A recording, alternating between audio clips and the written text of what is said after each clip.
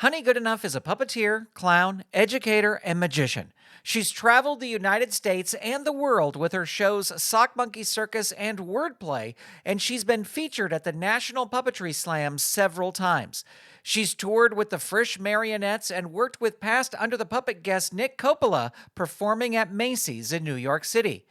Honey has also founded several grants to assist puppeteers and is the creator of Puppet Pandemic, a nationally touring puppet slam funded in part by Heather Henson's Puppet Slam Network.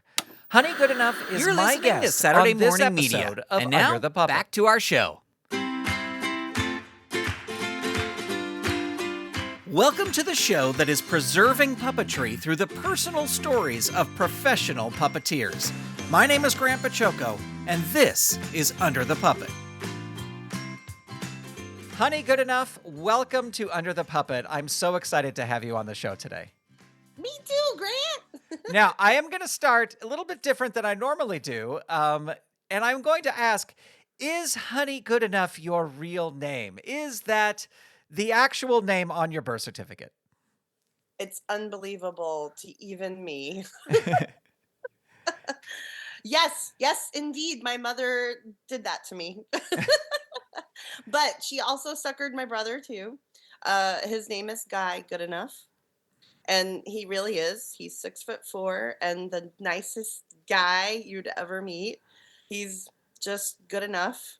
Not great, not wonderful, just, we really strive for mediocrity in my family.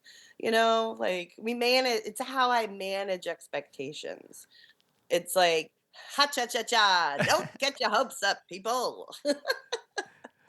Well, I always thought, to me, like when I first met you and I was like, is that your real name? And you were like, yeah, that's my real name. I always thought it sounded like a James Bond name because it sounded like, they had different name, more adult, adult sounding names. But to me, it sounded like, oh, this is straight out of a James Bond film.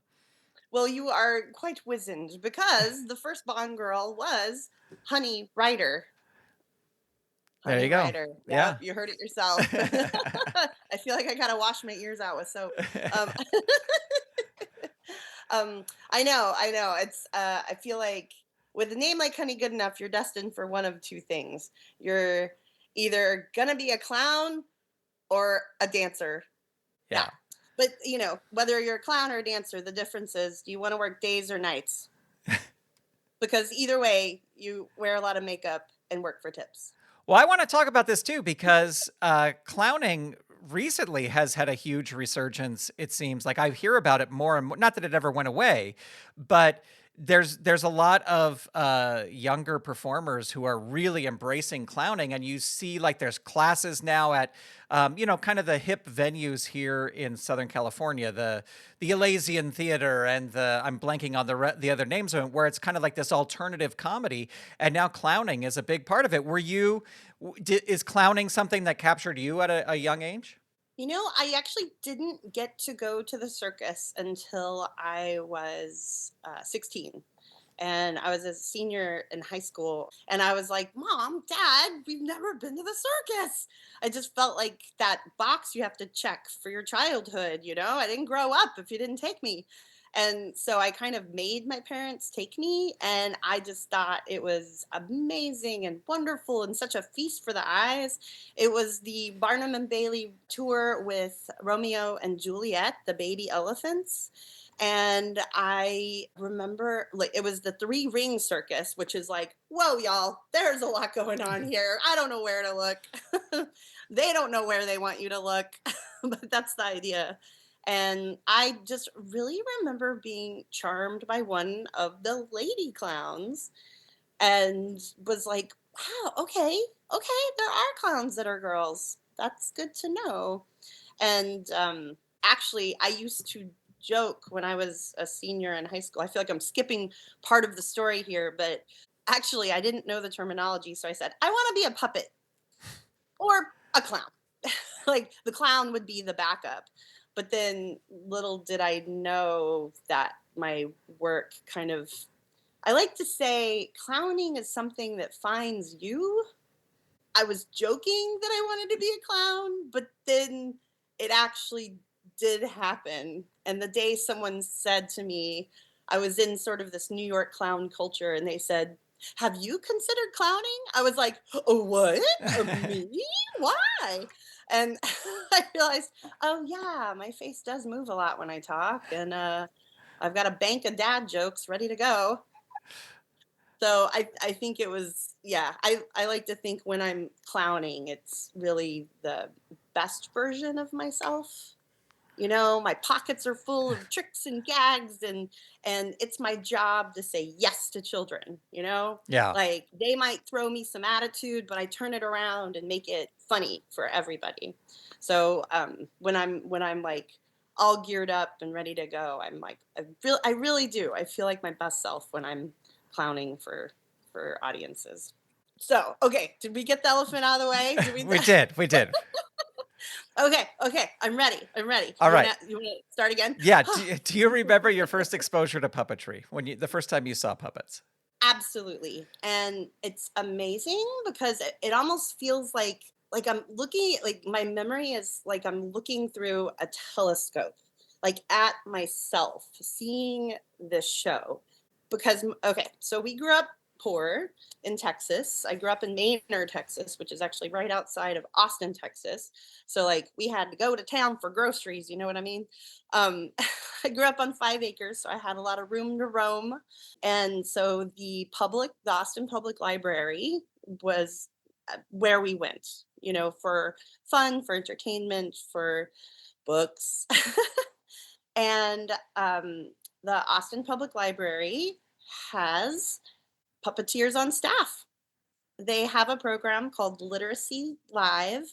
And I remember it was one of our smallish libraries, and there were a whole bunch of kids on the carpet, and I was 3 years old, and my brother had walked toward the front of the crowd, and that was just too close for me. I was not ready to join him, and my mom was trying to urge me to sit with the other kids, and I was clinging to her, and the show started, and it was a booth show performed by Ellen Scott Turner and Robbie Lewis.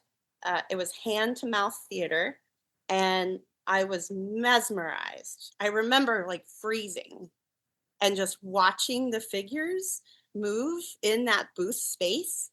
The show was called The Angry Moon, and it was a Native American tale from Alaska, and it was the story of Lupon and Lapuenza.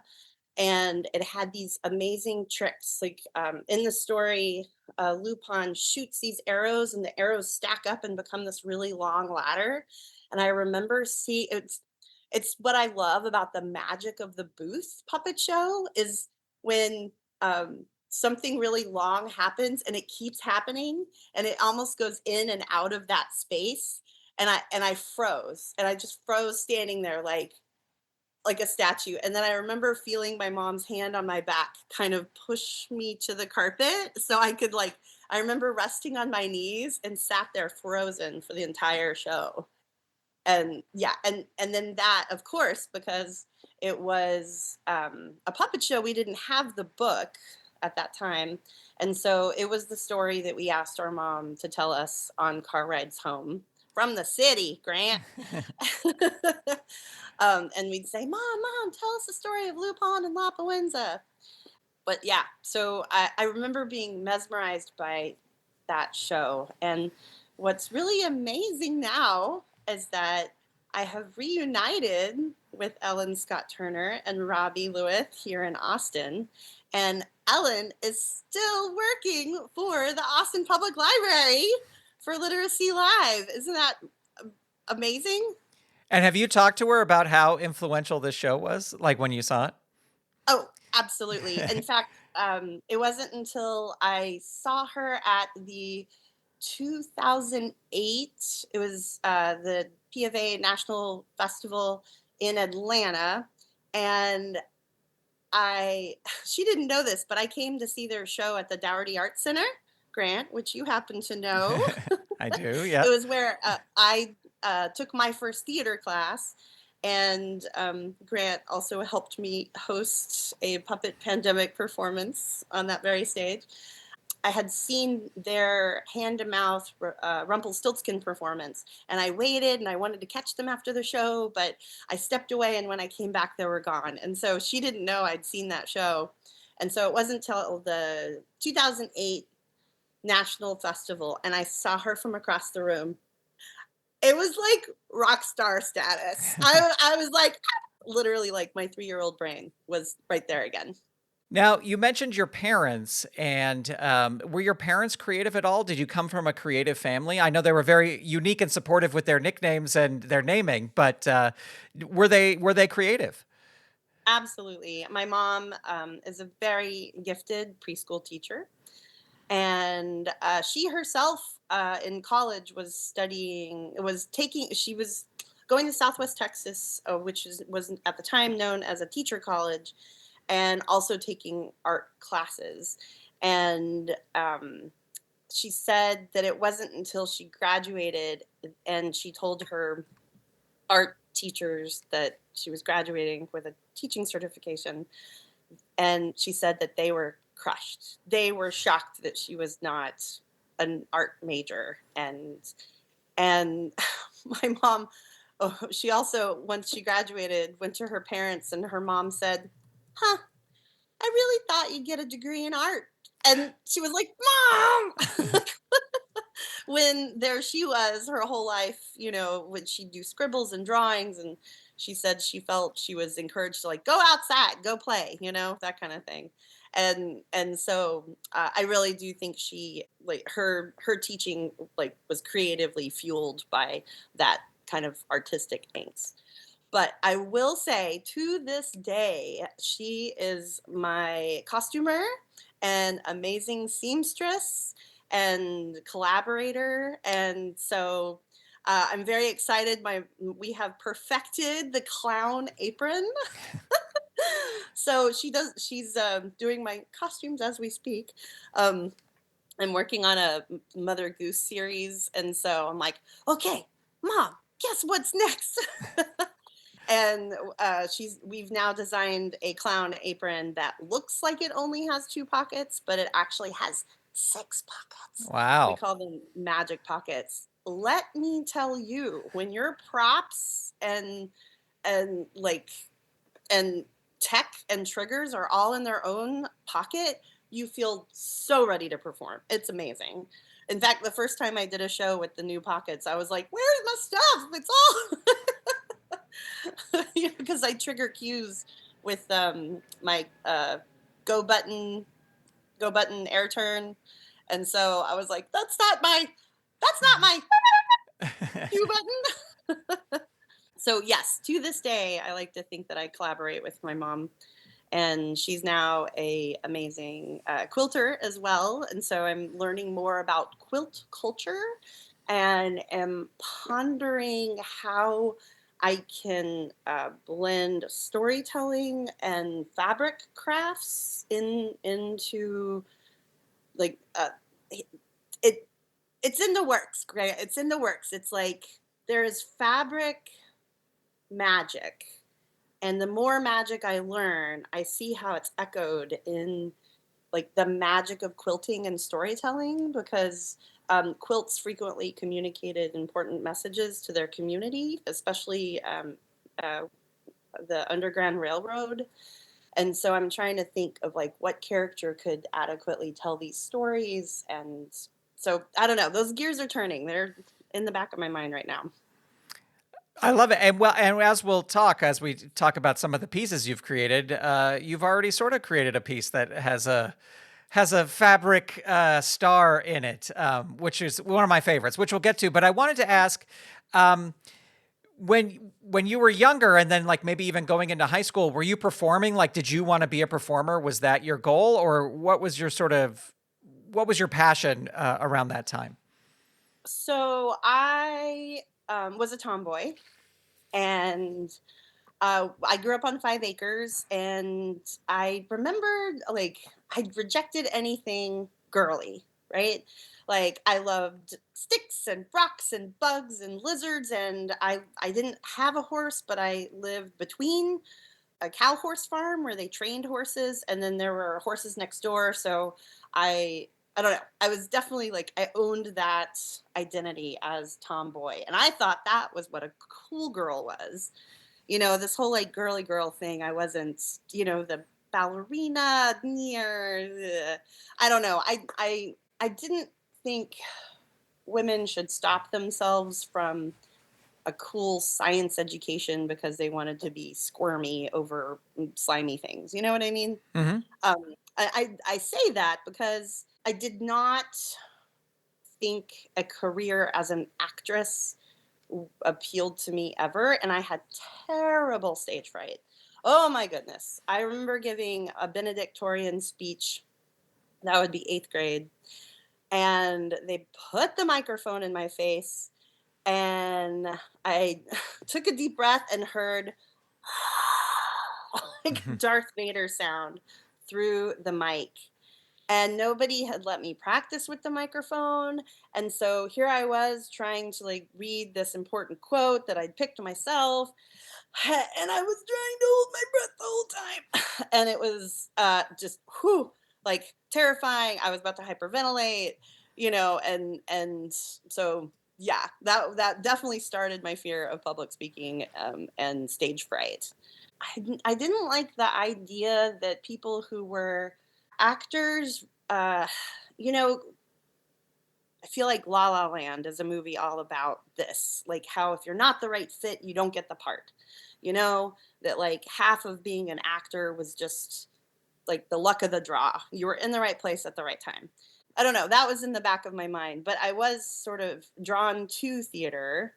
I took a theater class when I was a youngster, but I realized I would get the giggles so bad. I performed as the Mad Woman of Chaillot. I think Gabriella was my character. And the only reason it worked is because when people were looking at me, I would just get the giggles. And so we made that part of the character where Gabriella just giggled her way through all the lines. It's like there's all there is to do about that. So yeah, so here we were, 8th grade, and my gal pals were gonna try out to be cheerleaders, and I was like, I wasn't gonna wear a short skirt like that to school. And so I thought, well, I could try out to be mascot. That's where I feel like I discovered my art form as this mascot. And it was amazing because I put on this costume and suddenly I didn't have to worry about the way I looked anymore, you know? Hmm. And luckily, we were the Mustangs. So I was this big giant horse. And I love horses, Grant. And yeah, so I just really found mascotting this incredible sense of freedom. And I remember really trying, because I was trying to piece together like, why do I have terrible stage fright? But I put on this costume and I'm in front of hundreds of people, but the difference is I can't see them.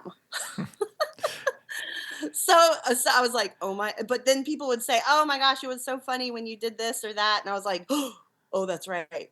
People are watching. Everyone's watching. So I kind of, and I actually got an amazing compliment from our theater teacher at school.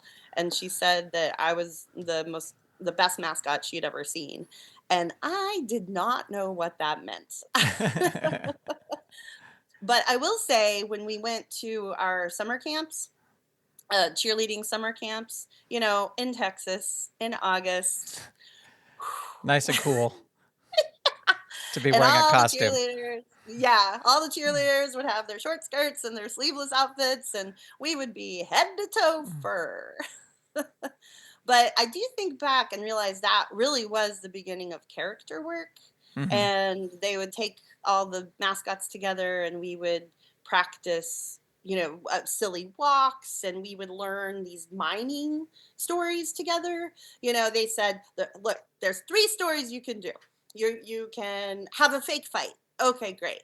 But they taught us the rules. Like, it's still school rules, and so you have to end friends. Okay, fine. If you're on their school property, they win.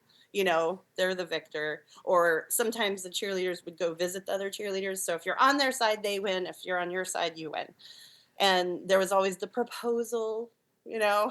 So we learned certain skits like that you hoped the other mascot, upon meeting them, like knew this kind of mining vocabulary. I remember my big epiphany moment. In fact, I had this funny opportunity. So I mentioned the Young Honor Scholar program. Nowadays, everyone is getting AP credit while they're in high school, but I actually took my first college course at 14, freshman composition, and a humanities class, and then I just kind of kept it rolling and kept taking college classes over the summer. So it ended up that I could have actually graduated a year early, but I knew I kind of wanted to like letter and mascotting. And I felt like, no, no, no, no, that's paying your dues, right? You're supposed to do the 4 years. It's like a prison. I mean, not a prison. No, you're like, it's just. I mean, it also would have meant I would have started college at 16. That seems a little young. So, I graduated at 17. Woo! But so there I was, senior in high school, and it was between school and a game, and I went home for a few minutes, and I sat down, and I was thinking about life, and I turned on Sesame Street for inspiration between games, and I was thinking, what am I good at? What do I like? And what am I passionate about? And I was passionate about early childhood education because I'd seen and helped my mom in her classrooms and saw how much fun it was. And I loved art. I knew I wanted to make things. And I loved this weird style of performing and was like really sad that I was about to leave it behind. And I looked up and there was Big Bird. And I realized puppetry is that answer. So when people say, why puppets? My answer is it's the perfect combination of art, performance, and education. And aside from a little waitressing in Jersey, from the time I was 17, I like to think I've been working to be a better educator, a better artist, and a better performer. I love it. And you went to University of Texas Austin, where you got a BA in theater crafts and technology. Was that to kind of steer into that puppetry world to learn all the, I guess, building? Were there puppetry classes at University of Texas Austin? I'm so glad you asked that because I got really lucky. I did not know. I was kind of looking for something local. I didn't know where puppetry fit into the world. I thought it was a fine art, and so I started looking kind of into colleges late. For a hot second, I thought I would go to the Art Institute of Chicago, but that seemed too far away and too cold. I couldn't wrap my head around travel at this point. I hadn't done a lot of travel, as a poor kid in Texas. I applied to UT, where actually being top 10% at the time, you got automatically accepted, which was awesome. I remember going to orientation and I was in with the fine art students and I was like, wait a minute, I think I'm in the wrong room. I said, I'm studying puppetry. And they said, oh yeah, that's a theater class. Go down this hall and in that room. And little did I know, I just changed majors. But I lucked out because Jim Glavin was the costume technology professor at UT, and he taught. His legacy is 30 years long, and he had worked at the Jim Henson workshop. And so when I talked about puppetry, immediately people were like, "Go talk to Jim. Go talk to Jim Glavin." And Jim Glavin was friends with Richard Termini, so we had one puppetry class that was offered every 3 years, and I was lucky to take it as a freshman. And that was kind of dipping my toe into puppetry. And then it repeated when I was a junior, and Jim Glavin was teaching it, where he invited Richard Termini to be a guest artist. And I had been taking, there was a moment when I was a sophomore, and I realized I'm going to get a degree in theater. What do I do with that? Isn't that the whole question? All of your grown-ups around you are like, what are you going to do with a degree in theater? And I thought, I better graduate with some skills. I better know how to dye and paint. I better know how to pattern. I better know how to sew, because at least I can go to a costume shop and say, I can pin that for you. I can stitch that for you. I can glue that for you. And I was also really lucky that Aaron Slattery was a grad student at UT at the time, who also is living and thriving in New York City and working with the Jim Henson workshop and teaching costumes at NYU. And so I got to sort of have her influence as well. And so there was this day where I went to my advisor, Jim, and he said, "So Richard's coming to give a workshop, and I was hoping that you could. We want him to be well hosted. Do you think you could give him a tour around the building?" So I freaked out and I jumped up around and I was like, "Yep, why yes, thank you, I will." So I ran home and gathered up all of my projects that I'd been working on for 3 years. Grant, I planted them around the building. Oh, what do we So have here? no! So, yeah, so as I was, like, walking him through our amazing costume workshop, which is, on the 2nd floor, not in the basement. I didn't know costume workshops were usually in the basement. And I remember Jim and Richard talking about that, like what an amazing space they had, and that it made at the time. The Jim Henson workshop was on 67th Street, and he said, "Oh, it makes the workshop look like a mom and pop store." And I was just like, I don't know what that means, but I want to. So getting to meet Richard was amazing, and still to this day we are in touch. And he gave me some of the best first advice ever. And he said, go to a national festival. I didn't know what that meant. In 2000, you graduated with a BA in Theater Crafts and Technology. And also around that time, I mean, we kind of talked about this, is when Funny Honey was sort of created, right? Around 2000? Yeah. Yeah. Yeah. How did you know that? Well, I do my research. Um, Oh, wow. but did you have any formal training for Funny Honey, or was it just kind of you were putting it together, or were you using the mascot skills that you've learned? But how did that sort of develop? So that started slowly, because once I graduated, I of course worked well with children, and so the first job I got was being a teacher assistant at the St. Matthew's Episcopal School, this really wonderful private preschool. And it was kind of the stopgap. It was like, oh, I just graduated. What do you do? And I got to tell you, I loved it. I really did. And I thought, oh no, I could do this for the rest of my life. But I want to be a puppeteer. And like I felt appreciated. The parents who of the children we helped cared for, like adored us. I felt my day was valuable to someone. The way my time was spent and enriching children's lives was so satisfying. But I was just like, uh-oh. This trajectory might just continue, if I don't like force something, make something happen, right? So, yeah, I started small. I learned to make balloon animals. And my second job in my life was working at Discovery Zone as a party entertainer. And it was really just our job to serve pizza and juice. But you got tips if you like did something. So I thought, well, I could do balloon animals. And so that was where learning balloon animals started. And then once the families in my classroom found out I did that, they would say, hey, would you do balloons for our party? And I started small. And actually, at the time, I called myself Funny Honey the Fun Fairy.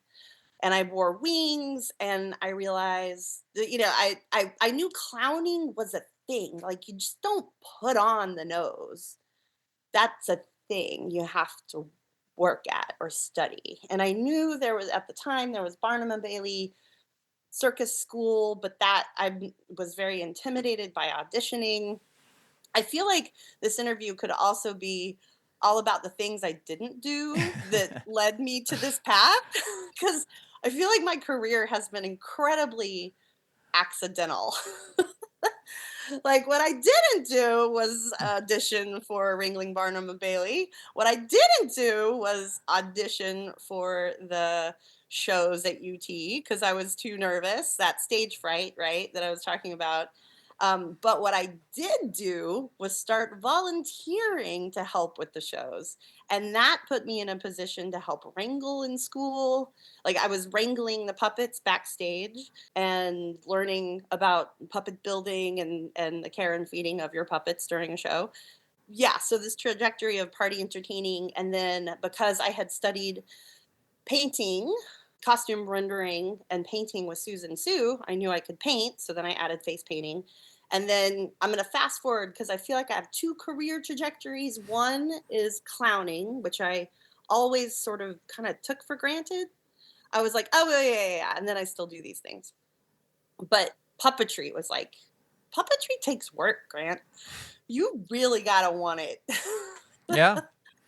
So on one side, I have just kept adding these party entertainer skills, and I think I'm gonna skip ahead because I really didn't become Funny Honey until I was in New York and I joined Silly Billy's Clown-orific, and I one of my colleagues I was working with at Puppetry in Practice after I got my grad degree, which I want to tell that part of the story too, because it's pretty important how I got there. He was a clown, and my other colleague was a clown, and we were performing together. And so he said, "You should really join this clown company." And Silly Billy taught me my first 5 magic tricks and sent me off to do parties. And that's where that sort of persona really took shape. And he said, he's got a very New York accent. So he's like, "Why not paint your nose?" And I'm like, "I don't know. Isn't that a thing?" And he said, go ahead. So I painted my nose, and I, I, I got it. I finally understood it, because walking around, suddenly you had character recognition. Like, people like across the street would be like, "Hey, clown!" Which nobody loves clowns like the Bronx. Let me tell you. We got clowns up in here. Yeah, you're like, I'm walking here. And I had this, and like, it's funny. I was one of my stories is I got to tour with the International Clown Comedy Festival all the way to Shanghai, China. I was the one puppeteer invited to perform with these wrangling clowns, and I painted my nose. And Steve Marshall, who's this amazing magician, he looked at me and he said, "Where'd you get your nose?" I said, "My mom." He didn't realize that it was my real nose just painted with acrylic paint. Like, he thought it was like Something you put on, yeah. purchase. Yeah, and I was like, all natural. So that's really how I came to understand clowning. And one of my favorite clown moments was in the Bronx. I was walking. I got to work for the Starlight Children's Foundation. So for 10 years while living in New York, I clowned in hospitals, which is a very special and important experience. It really taught me the value of laughter and smiles in unpredictable spaces. And especially for the children who are, living day to day. Like, children really are like living in the moment, and their parents and their doctors might have their well-being and their health trajectory on their minds, but they just want to play. They want to feel well enough to play, and they want someone to play with. And if you can be that person for them and give them that mental break from the wellness questions, it is such a relief. That it can be really, truly healing. So this moment in the Bronx. I got off the train at 206th Street, walking up to Maimonides Hospital, Montefiore, excuse me. And I round the corner to this like, it was like a courtyard to this apartment complex. And I hear a woman yell, "Now see, that clown don't scare me."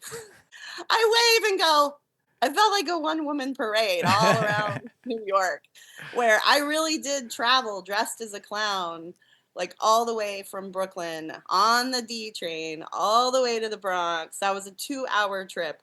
This interview could be all about the weirdo moments I had clowning in New York. So tell us a little bit more about your show, Sock Monkey Circus.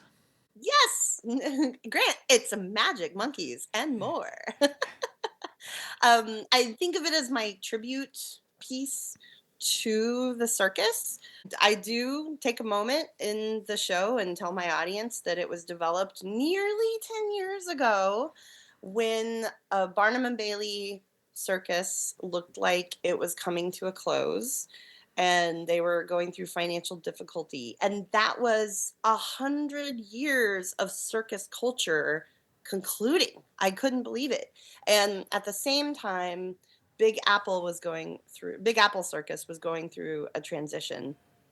And I developed Mimi on the flying trapeze, and it actually started with the title. I thought, Sock Monkey Circus. That's a show I want to see. Well, I better make it then. And so yeah, I put together what pieces are in a circus. There's magic, there's juggling, there's tightrope walking, and I realize the piece I don't mention in the descriptor is that I have my running gag, which is a chicken who keeps interrupting the show. And every time I introduce a monkey, out comes Cuckoo the chicken, who wants to be part of the Sock Monkey Circus show. And so we say, but Cuckoo, what are you doing? Like, you're not a monkey. And so I get the kids to say, you're not a monkey. And by the end of the show, the kids usually are on her side, and they're like, let her be in the show. And I have a false ending where I'm trying to say thank you to the audience, and with my right hand I reach over and grab her, and kids are like, Coco, it's Coco, and she wants to do a dance. And so what dance can a chicken do? The chicken dance. The chicken dance. And she lays an egg on stage. Like, Cuckoo, I knew your jokes were bad, but I didn't think you'd lay an egg on stage. Throw in a little vaudeville comedy. And if you want to know what's in the egg, you'll have to see the show. There you go. That's the final punchline. But it really has become my my show about inclusion, actually, because here we are saying, but Cuckoo, you're not a monkey. But she definitely steals the show. I end saying that circus is the sport that everyone wins. So if you have a child who is athletic but non-competitive, circus arts are the place for you. And of course, we say, that isn't it more fun when we're all included? So hopefully you can find a way for someone to join your game when you are on the playground. So I feel good that I'm still putting that message out there for everyone. Here you go. In 1 45-minute piece of time, I'm supporting circus with puppetry, magic, and clowning, and diversity and inclusion, and circus arts, and our non-competitive members of our culture. It's got it all, Grant. It's got it all. I love it. It packs small. It plays big. It's my suitcase show. Fits in 2 suitcases that weigh less than 50 pounds each, because its first booking was to go all the way to Shanghai, China, with the International Clown Comedy Festival, where I got to perform alongside 20 former wrangling clowns. No pressure. I learned a lot. And actually, one of my main puppets is named Rocco after one of the clowns I got to perform with, who is actually in Atlanta right now. So I think of him every show. I want to ask, as somebody who's done clowning for such a long time, how do you think clowning has informed your puppetry? Well, I find that one really does inform the other, and in both art forms, it is exaggerated expression, right? Like you take something simple and enhance it tenfold. If you're interested in clowning, an excellent exercise is to choose a simple task. Do you want to throw a simple task at me? What's a Washing the simple dishes. Washing the dishes. Great. Perfect. Imagine you're doing that as a clown and now make washing the dishes as hard as possible. Like how many different ways can you wash the dishes badly? Right. Like the things that humans are trained to be wary of, like hot water. Of course, a clown would turn on the water and then go to wash it and like, ouch, ouch, ouch, ouch, oh no, no, no, no, now it's too hot. Or you, of course, your first dish you have to break. And then and then what I found so important in both clowning and puppetry is you show the audience, you share with the audience. Actors are very lucky that they get to have that fourth wall and pretend the audience isn't there. They know they're there. Excellent actors read the room, they feel their audience reacting to their actions, right? Action and reaction. But I feel like in my clown workshops I've taken, and I've gotten to study with Barry Lubin, who is Grandma the Clown, and Mark Gendick, who has been on tour with Cirque du Soleil, Caroline.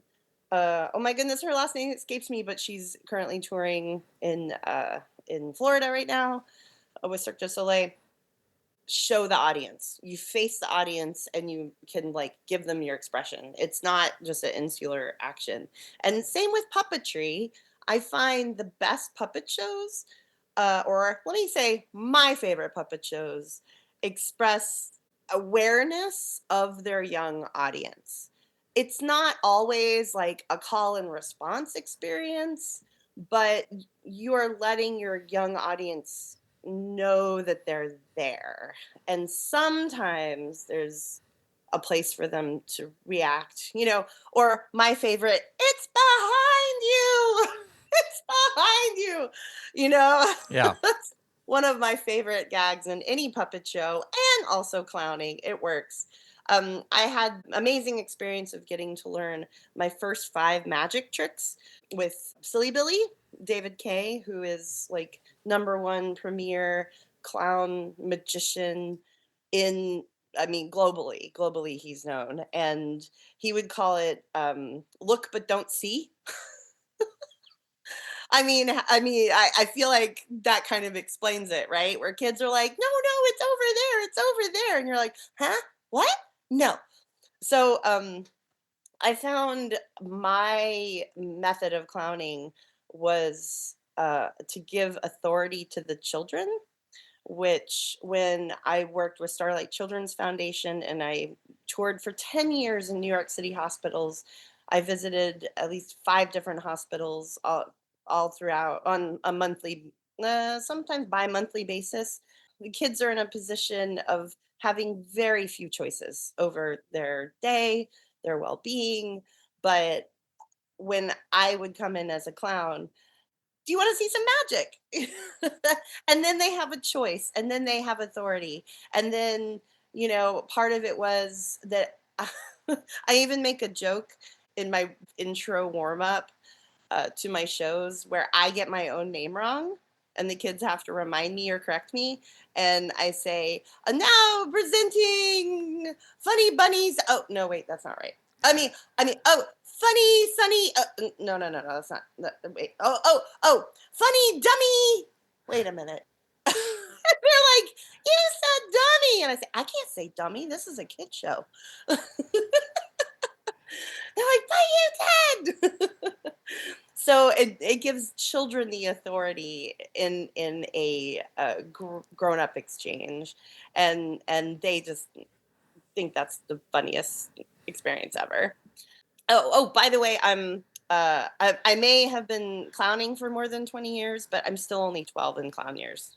Okay, good to know. This work keeps you young. It's kind of like comparative, like dog years, but clown years. It's many kids ask me, "How old are you?" Because they're trying to figure it out. They're like, "You're not acting as tall as you seem." I'm like, "That's right, kids. That's clowning." I also, since you asked, something I found to be parallel in clowning and puppetry and in magic is what I call the tertiary experience. What I'm referring to is that in an exchange with a young person and a grown up person, eye contact can seem very intense, and especially when you're addressing vulnerable populations in a hospital. But puppetry, bubbles, magic, clowning, you're offering a third interaction. And what I love about puppetry is that it's something outside yourself that now I, as the puppeteer, am interacting with the puppet, and the child is interacting with the puppet, and the child and I are having a shared experience, engaging with the puppet. And so now, and I really do think that's the wonder of theater. And I think people crave congregation, to congregate together. You might hear that word more frequently used in a church setting, which is people crave congregation. They feel the power of the church experience. They also feel the power of sports when people congregate together over one idea, like go Pats, go Patriots, go sports ball team, woohoo, and everyone's cheering and celebrating the same thing at one time. And I for me, I find that congregation in theater. And when a room full of people are having a shared experience, either, beautiful or magical or joyful, that I think there's that really is the power in that. And it's interesting what is most accessible. I think sports and church are especially living in Texas, these are the things people think of first. And so if I can be an advocate that, like, theater too, the live theater experience is also a unified like congregation. And I do talk about that at the end of my show. I say thank you so much for giving us an hour of your focus. The show may have been free, but you did pay attention, so thank you. And nowadays I thank people for giving us an hour of their screen free day. And I think about the difference. I think of when I watch television, I think of it as restful.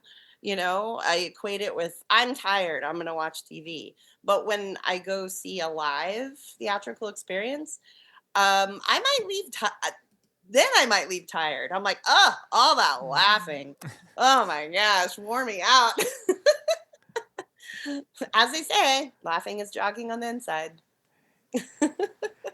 Well, let me ask about, because we talked about your continuing your education. You got a master's degree in educational theater, and you got that in New York at New York University.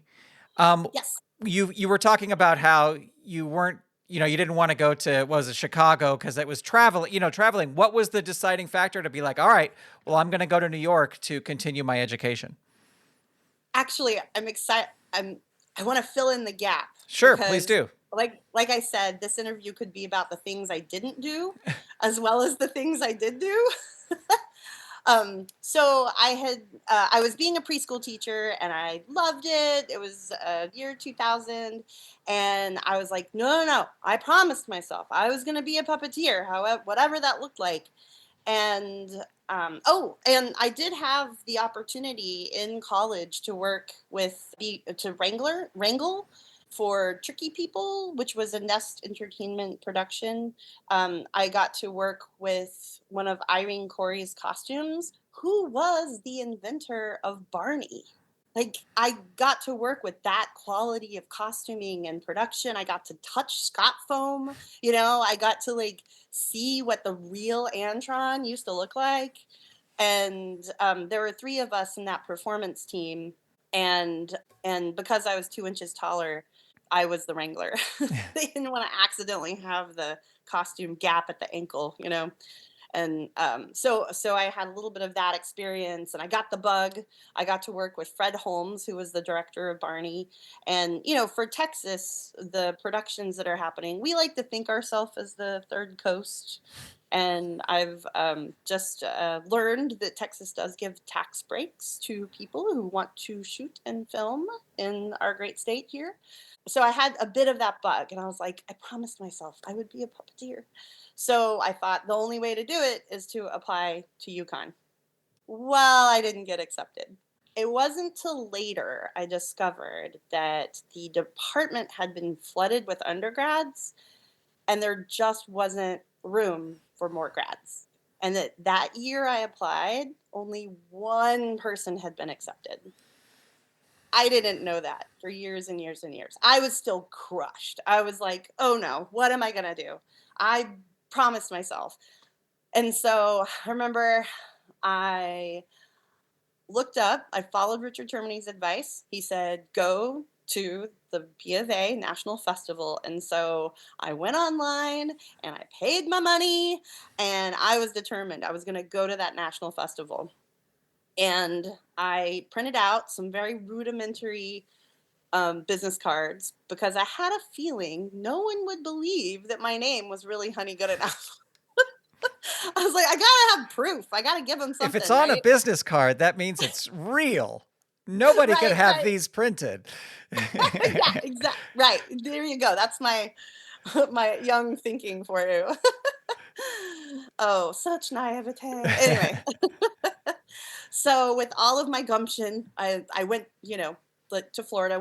I remember showing up, and I'm still so grateful that Tom and Marianne Tucker were there at registration, along with Tom Keegan, who I'm sad to say that we just recently lost, because just meeting those three at registration, they gave such a warm welcome that I felt like, okay, this is going to be all right.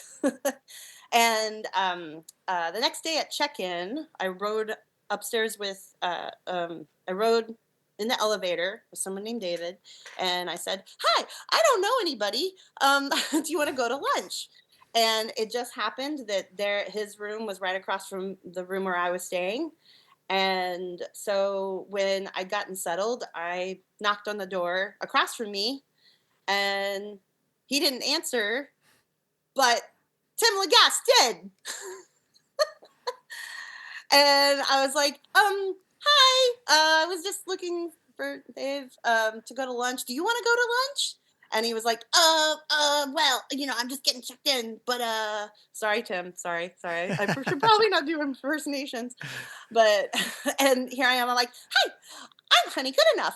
I'm from Texas. What do you do? And he said he was a puppeteer on Between the Lions. And before my brain filter censored what I had to say, I blurted out, oh, really? Can I stalk you? And he said, sure. I mean, I already had the room across the hall, right? I was already set up. So I do not, let me go on record, I do not recommend this joke today.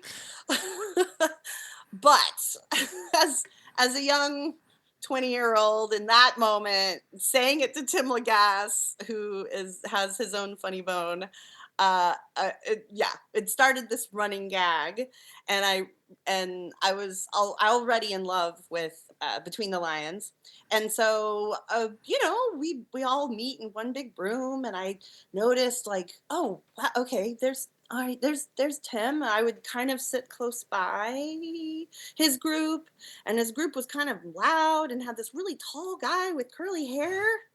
Martin Robinson. Yes, Marty Robinson. And so I just kind of was like near, but not so close.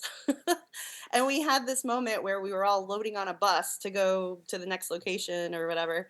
Secondary locations, Grant. And I was like, oh, I'll just wait and get on their bus. So there I was, a couple seats away from them. And Tim was like, hey, look, it's my stalker. And I was like, hi. And Marty says, what? You've got a stalker? I want a stalker.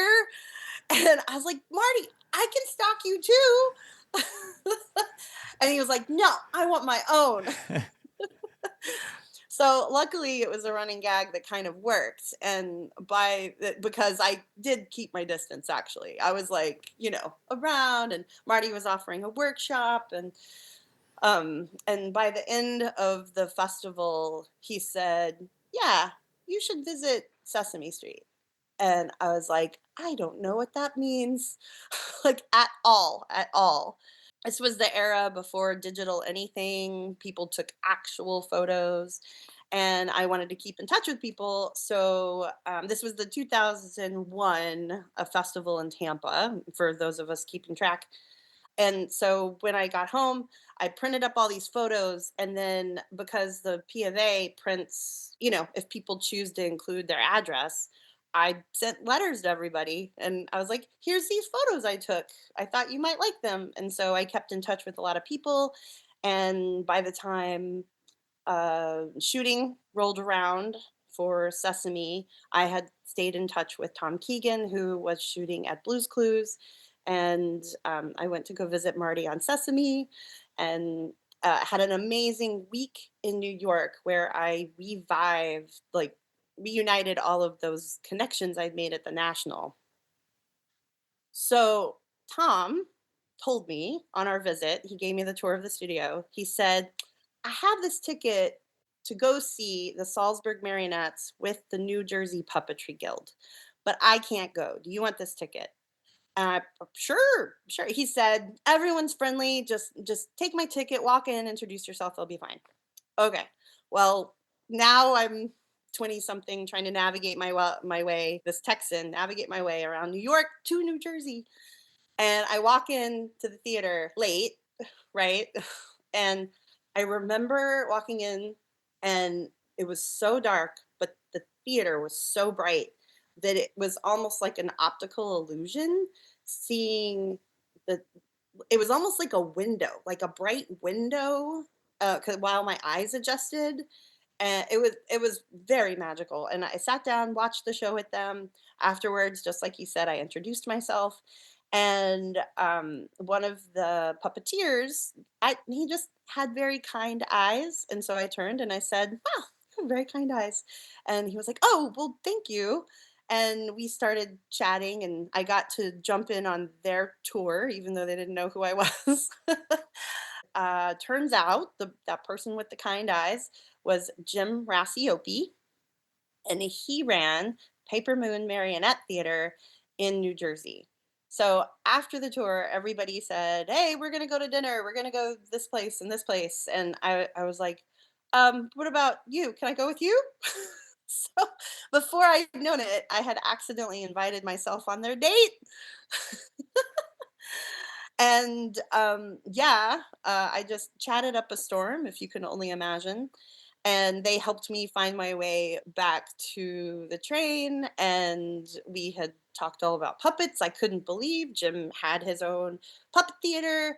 And he was kind of pondering, like, would we have a position open? And it was basically like this, let's keep in touch.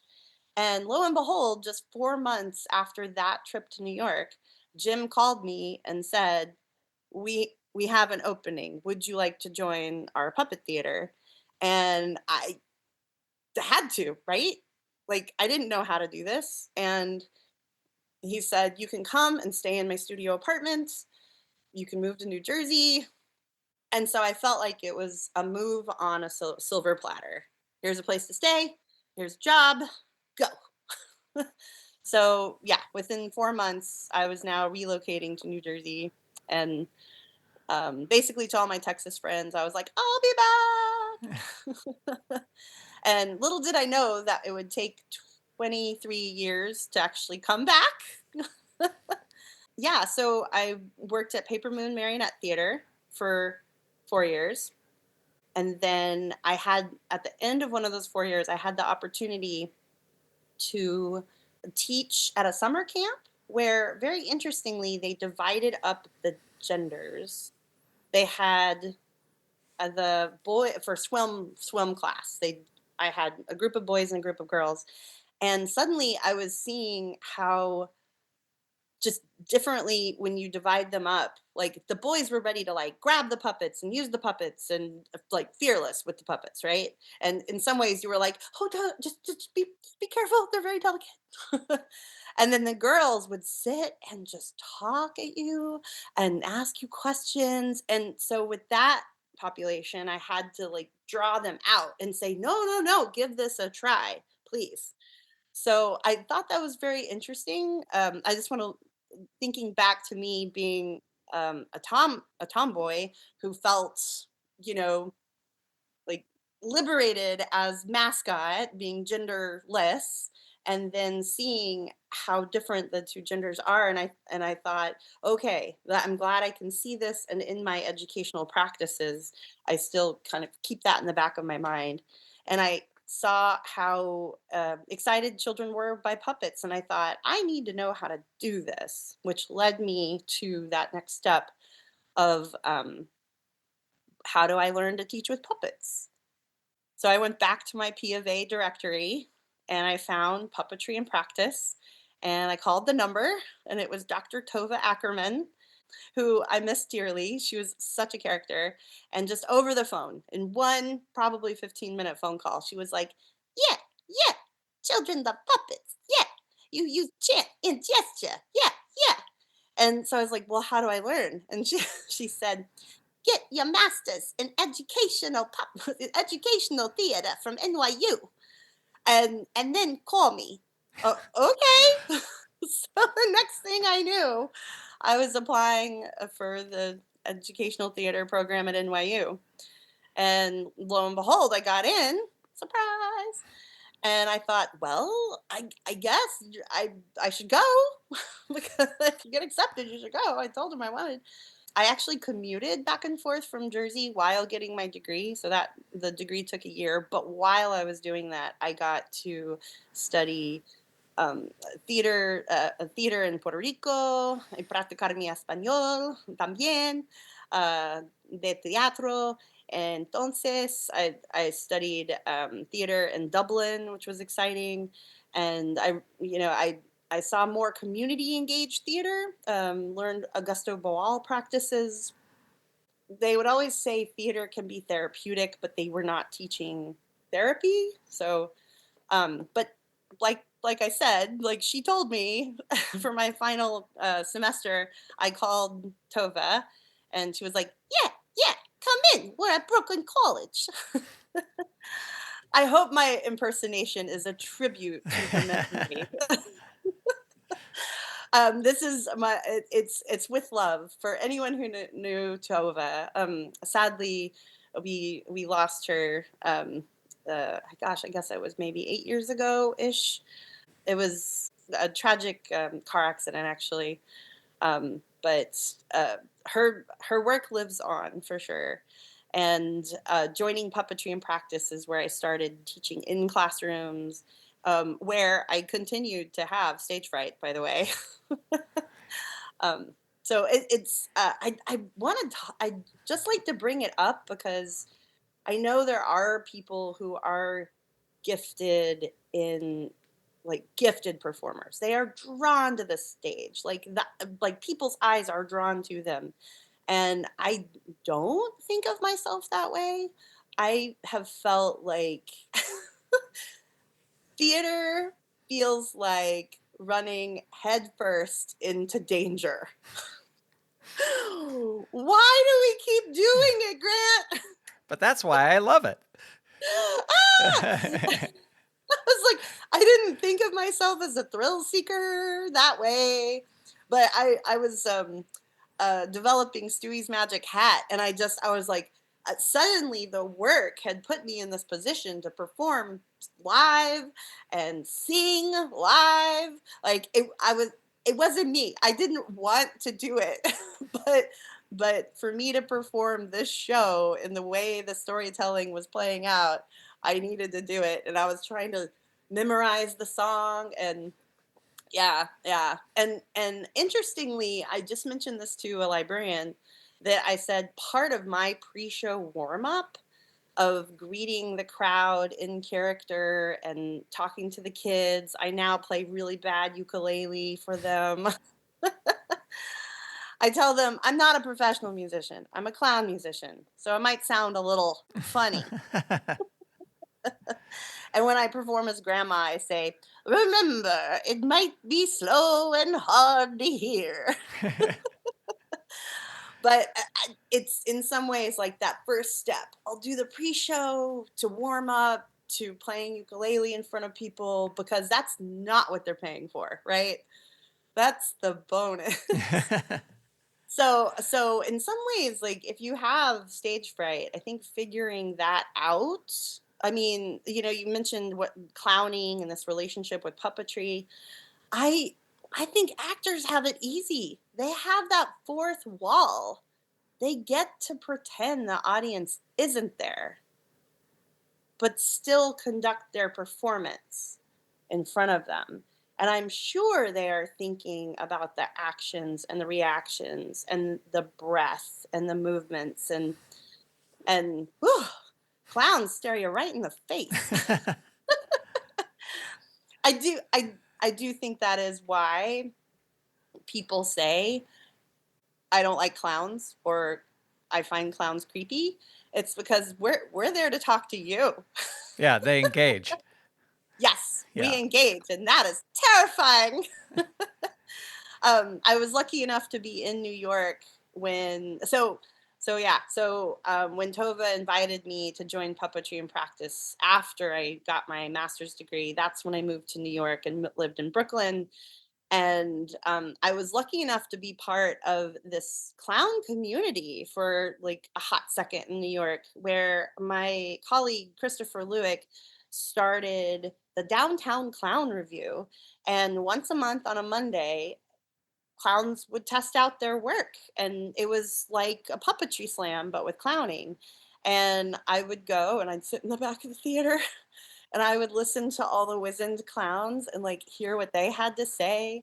And I heard like Michael Bongar and Barry Lubin, who was Grandma the Clown, and hear what they would chuckle at, and just sort of observing.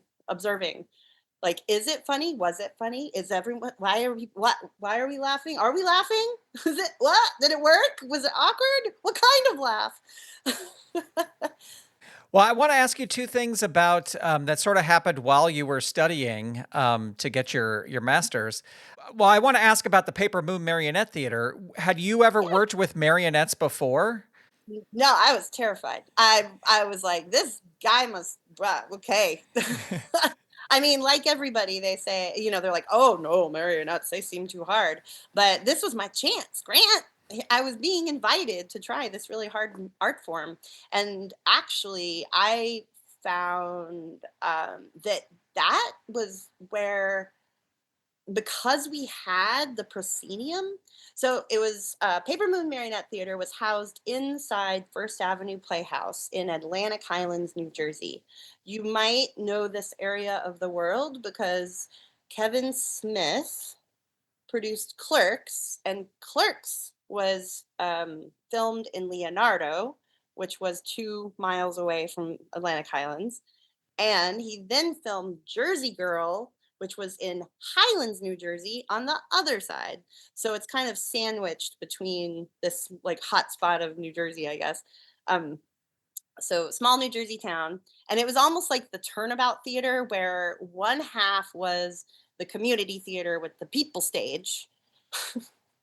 And then the other half, we turned the tables and chairs around, and that was where the Marionette Theater was.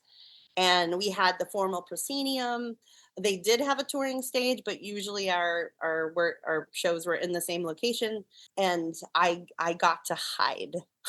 So I got to be on the bridge above with strings, and I got to perform and emote and practice theater, like that process. I mean, it sounds very basic to say, but practicing rehearsal, rehearsing the part that gets boring to get to the exciting part. Sometimes your brain checks out when you feel like, I got that. And then you move on to the next harder technical thing. But we had a routine that actually is, I'm glad you asked because I didn't know I was joining a family of marionette artists.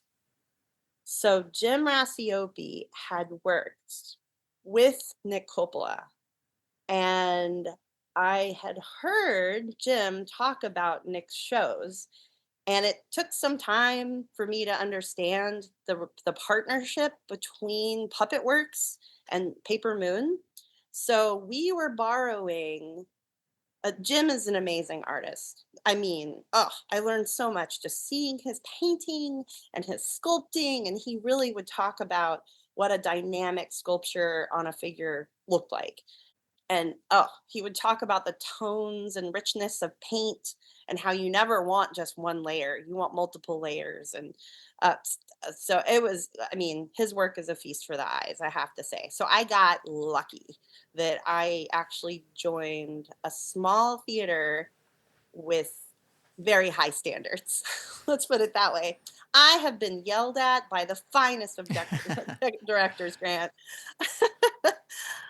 If you listen to the Nick Coppola episode, you will hear him talk about how they have certain shows on rotation. Well, while Puppet Works was rotating through certain shows, Jim would borrow the others, and they had this partnership where Jim would spruce up the sets for one round, and then he would spruce up the puppets for the other. So it worked out really nicely. And I would remember them talking about driving into Brooklyn and picking up the load of puppets and then coming back. And so my first show was Beauty and the Beast. I joined the company and basically vacuumed floors for 3 months. And they slowly worked me into the pre-show, warming up the crowd, where I sort of understood how you take a group of people and make them feel unified. I I hope that speaks to people, our fellow theater practitioners, um, how you can kind of help a, a young audience who doesn't understand theater. They only are responding organically, like how to have a back and forth that kind of becomes a call and response in unison. And that pre show helps inform audience behavior throughout the show. I I didn't know I would be talking about that, but it's such an important part of, I would argue, my work and part of like when I present as clown usher, that we're helping young audiences understand what theater is, especially in a world of screen time and like I have now been paused this year alone at a birthday party. The birthday party child got up and said, "Pause!" and ran off to the bathroom. And as in clowning comedy, that was a hilarious joke. And so, I rolled with it and like I was like, we'll wait for the magical reveal. But in the meantime, I oh yeah. So I was rehearsing. My first show was Beauty and the Beast. And I remember I was so nervous at the beginning of the show. It's like one of those where your arms, like you can feel you're like shaking the strings all the way down to the figure. But then as you go through the performance process and your focus intensifies, And I had this magical moment where we got to the end. It was the romantic end where the beast has now turned into the prince, and it was the final scene. And Beauty says, "And have you learned to love, Prince?" And I put her hand on the prince's face, which is kind of a difficult to move to do with marionettes because you're close and strings. And I heard the audience of moms go, "Oh." And I was just like, whoa. I realized how my marionette movements had enhanced that moment and that line. And when I got off the bridge, I felt like I had gone far, far away. You know, Hmm. have you had that level of focus? Sure, absolutely. Oh my gosh, it's so satisfying. Yeah. It's I still argue that my love of marionette performance is because of that level of focus.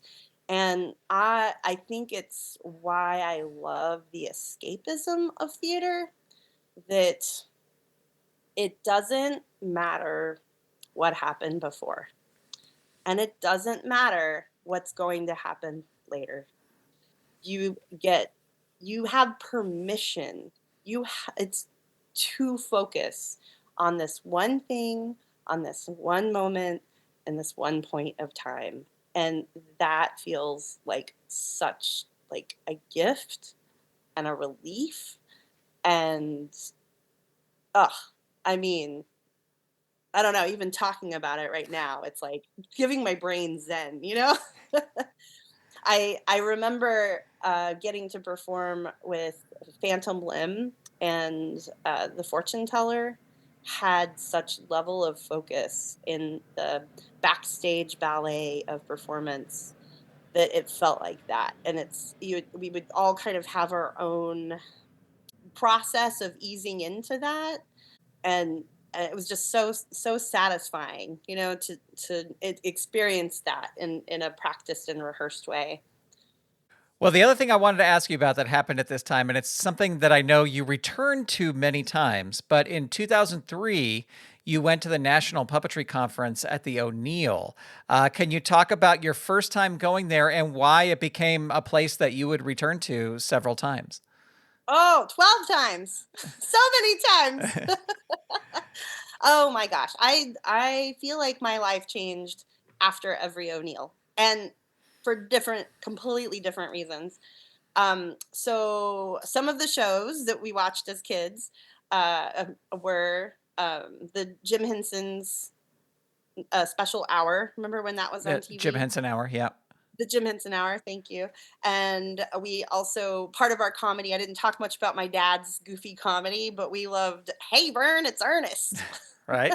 Jim Varney, Who? yep. Who was a clown? Ah, ah. That's very clown comedy. And also Paul Zaloom. So yeah, we loved Beekman's World. And when Paul was teaching, I applied, and he was coaching solo artists, and I was terrified. By the way, I when I moved to New Jersey, I lived in I took over the studio apartment, and so it was basically like 11 by 14 space. Like that was the room. It had a closet. It had some bathroom. It had a college size fridge that I broke right away. Apparently, you don't have to chip ice off of a refrigerator to remove the ice. Yeah, you can just defrost it. You just unplug the thing. Like, Grant, I was very young. I had watched Overboard. I thought you chip at the ice. I didn't know. Anyway, so I lived without a refrigerator for about 6 weeks until I could afford a new one. It was amazing. New Jersey. It was the best of times. It was the worst of times. But I survived. So yes, so Paul Zaloom. So I knew I had to bring a piece of work that I wanted to perform, and so in this teeny tiny space with 2x4s, which I would not build a puppet stage out of 2x4s today, we I built what I now know is a playboard and a shadow screen, and I had imagined this very romantic story about the sun and the moon that falls in love and creates a solar eclipse, and that solar eclipse kills the dinosaurs. Needed to demonstrate that somehow. And then and then they agree that they're going to meet one day every year. I don't know if you know this, but there's a solar eclipse every year. It just depends on if it's over you to get to see it. Yeah. And I think that was like fresh information for me, and I wanted to put it into a show. So that is educational theater, activating information through stories. So there you go. Before I even knew what I was doing. So I went to go work with Paul Zaloom, which was quite an experience. I understand that he returned and really was like invested in how to coach young artists. We got him in kind of a odd kerfuffle that there had been a scheduling issue, and we were a group of all women. Z Briggs was one of them. Colette Searles was also one in that group. Melissa Crichton as well. So I was very lucky. I was in this room with these amazing women, and so we had 2 days to ourselves, sort of talking about our idea, but our leader wasn't there yet. So we were very gentle with everybody, you know. And then Paul gets there and he's like, woof. And of course I was starstruck. So, I was just like, oh my goodness. But it was great because he like really just sort of had the goal in mind because he didn't have the full 7 days with us. He only had 5, and he knew we all had to produce a show at the end. It was nice presenting. The good thing was presenting my idea, classical music in the background because I didn't know what I was doing. Because I was supposed to be telling this beautiful love story, and he was like, "Shit, can the track." Woof. And I was like, "Oh my gosh." But it was great because he was like, "What would the moon say right now? What would it say?" And he was like, "Start with a song. Start with a song." And so it was like, "Blue moon, I saw you." Yeah, I don't know if we have rights for music in podcast world, but so suddenly it became this very like comical story, and I remember overhearing him. I do a lot of overhearing, by the way. I could talk about that. My adjacent listening skills. Um, That's a whole but other he was talking. podcast with the clown podcast. Oh my! I know, right? Oh, so many. We only get one a month. So, but yeah, he was talking about really wishing we had more discovery time because we had the goal so soon. But yeah, and I remember like I just had to focus on that one line, "Blue moon," and then once I started that line, I could get through the rest of the show. And so I produced that show, and and I couldn't live with my stage. I only had 11 by 14. I had nowhere to put it. So it kind of, I was trying to make a shadow show so I could keep the puppets. And I had worked, I had prepared for that one. And it wasn't until a year later he was performing his Punch and Jimmy show for the Connecticut Guild. And he said, he was like, "Yeah, did you perform your show?" I literally didn't know I should have. Like, I didn't know shows from the O'Neill should keep being performed. And one, I was very complimented to think that I had produced something of value that he would even remember or follow up about. And I held that in my mind because, of course, later that led me to Puppet Pandemic. So yeah, I got to work with Paul Zaloom. The next year I worked with Marty Robinson. And there was I was so eager to help that there was a moment when I was living in New Jersey, and I know Marty was working on Go Diego Go. It was the second time I had been invited to go visit Sesame Street. And I was just somehow invited myself to their lunch. And they were talking about the build being kind of hard and being behind. And I was like, well, I can help. So during that period of time, there was a window where I was driving 2 hours to Connecticut, working on the Go Diego Go build. And I realized in retrospect, they didn't know who I was. Not really. They didn't know what I could do. They didn't know I had this costume design degree and had been sewing for years and understood patterning, and I drove at the craziest times of night too. I left at 2 a.m. to arrive at 4 to avoid all the traffic.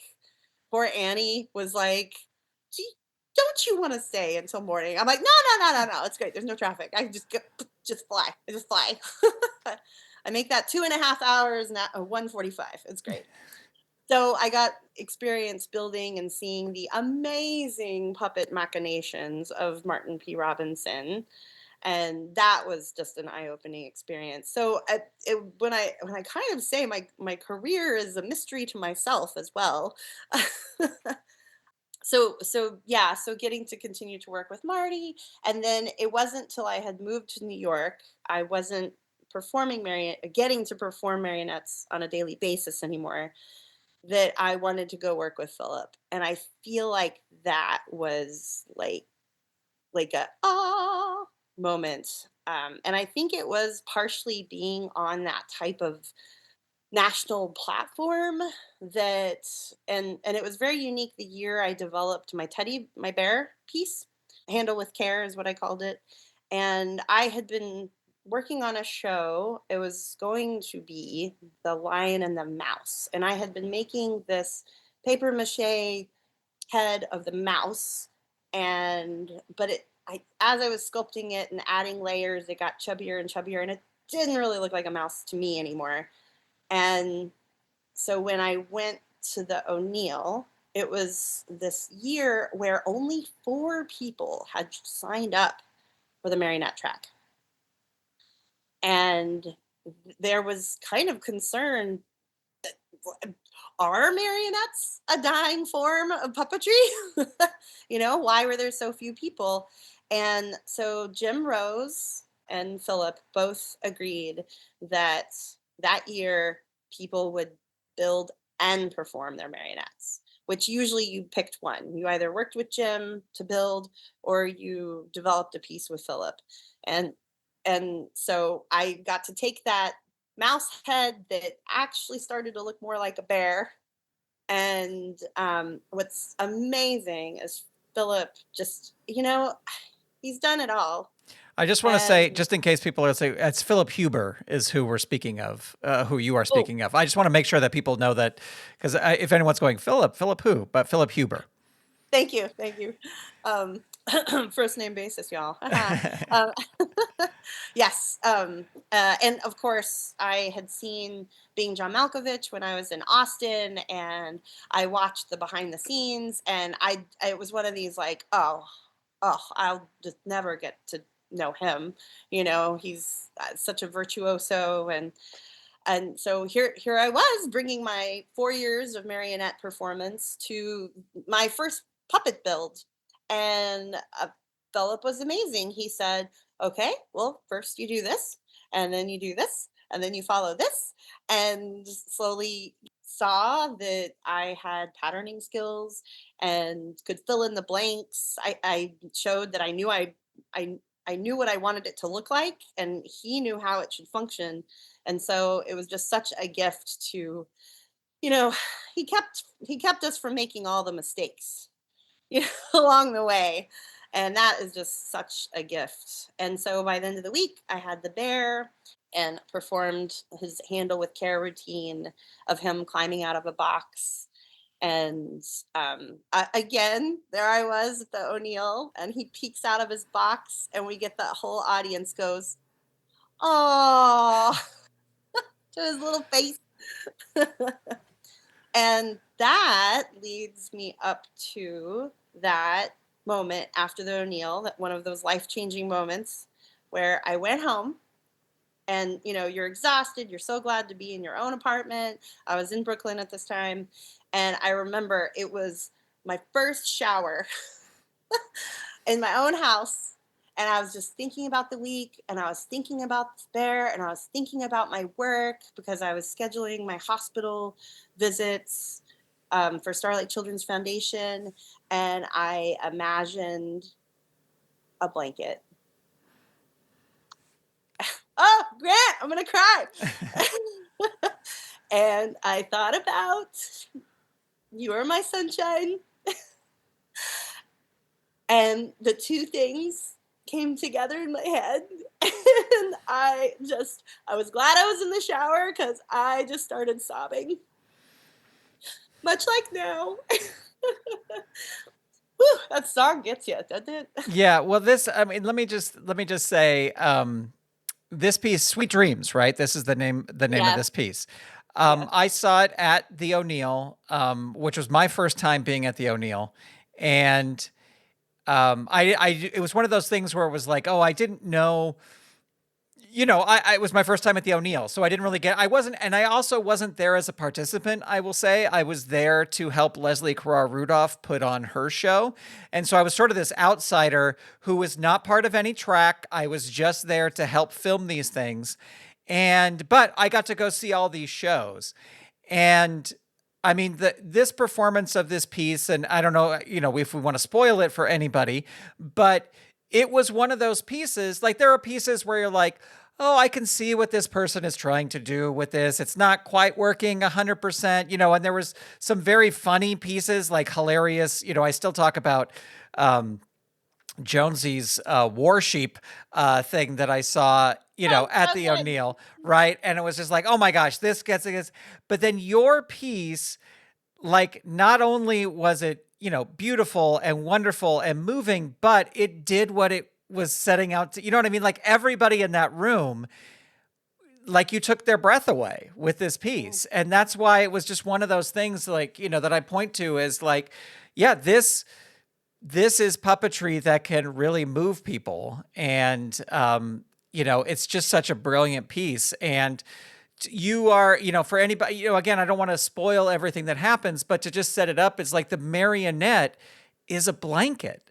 And I think that's one of those things where at the very beginning of your watching this, you're like, wait, she's puppeteering a blanket as if it was it is a marionette, not as if it is, but it is a marionette. And it's just beautiful. And puppetry, I always say, is like you're moving something that is not usually to be. I'm butchering how to say this, but anyway, like, to see this blanket come to life is just really this powerful thing. And was that a difficult puppet to develop, or was that pretty easy? Like, oh, we just tie strings to each corner of the blanket, and then it's kind of becomes its thing.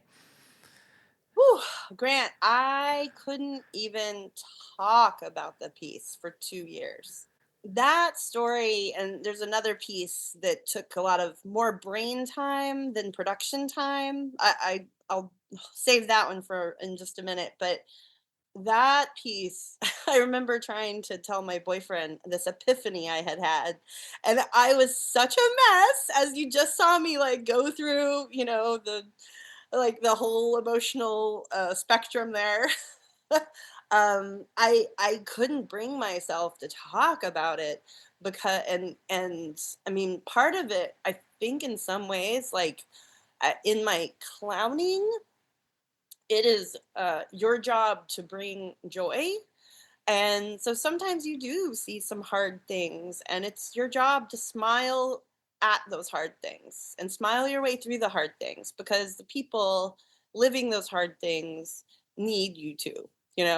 And I just had this moment of like child mortality and that kind of epiphany. And I don't know, but maybe that is like my consciousness, or like that little like reservoir of my brain that was smiling through the hurt I was seeing, like, coming out. um I kind of think of that piece as like seven stages of man. It's to to give people the teaser is that it's a blanket that starts with breath, as in puppetry, life starts with breath, and the blanket sort of wakes up, and you see it start to move as though it's crawling, and it starts to stand and wobble, and it does like take on this sort of toddler movements. And my goal is to have it go through that very like infancy stage, and then there's a point we built it to have knees. So you know how toddlers kind of walk staggered.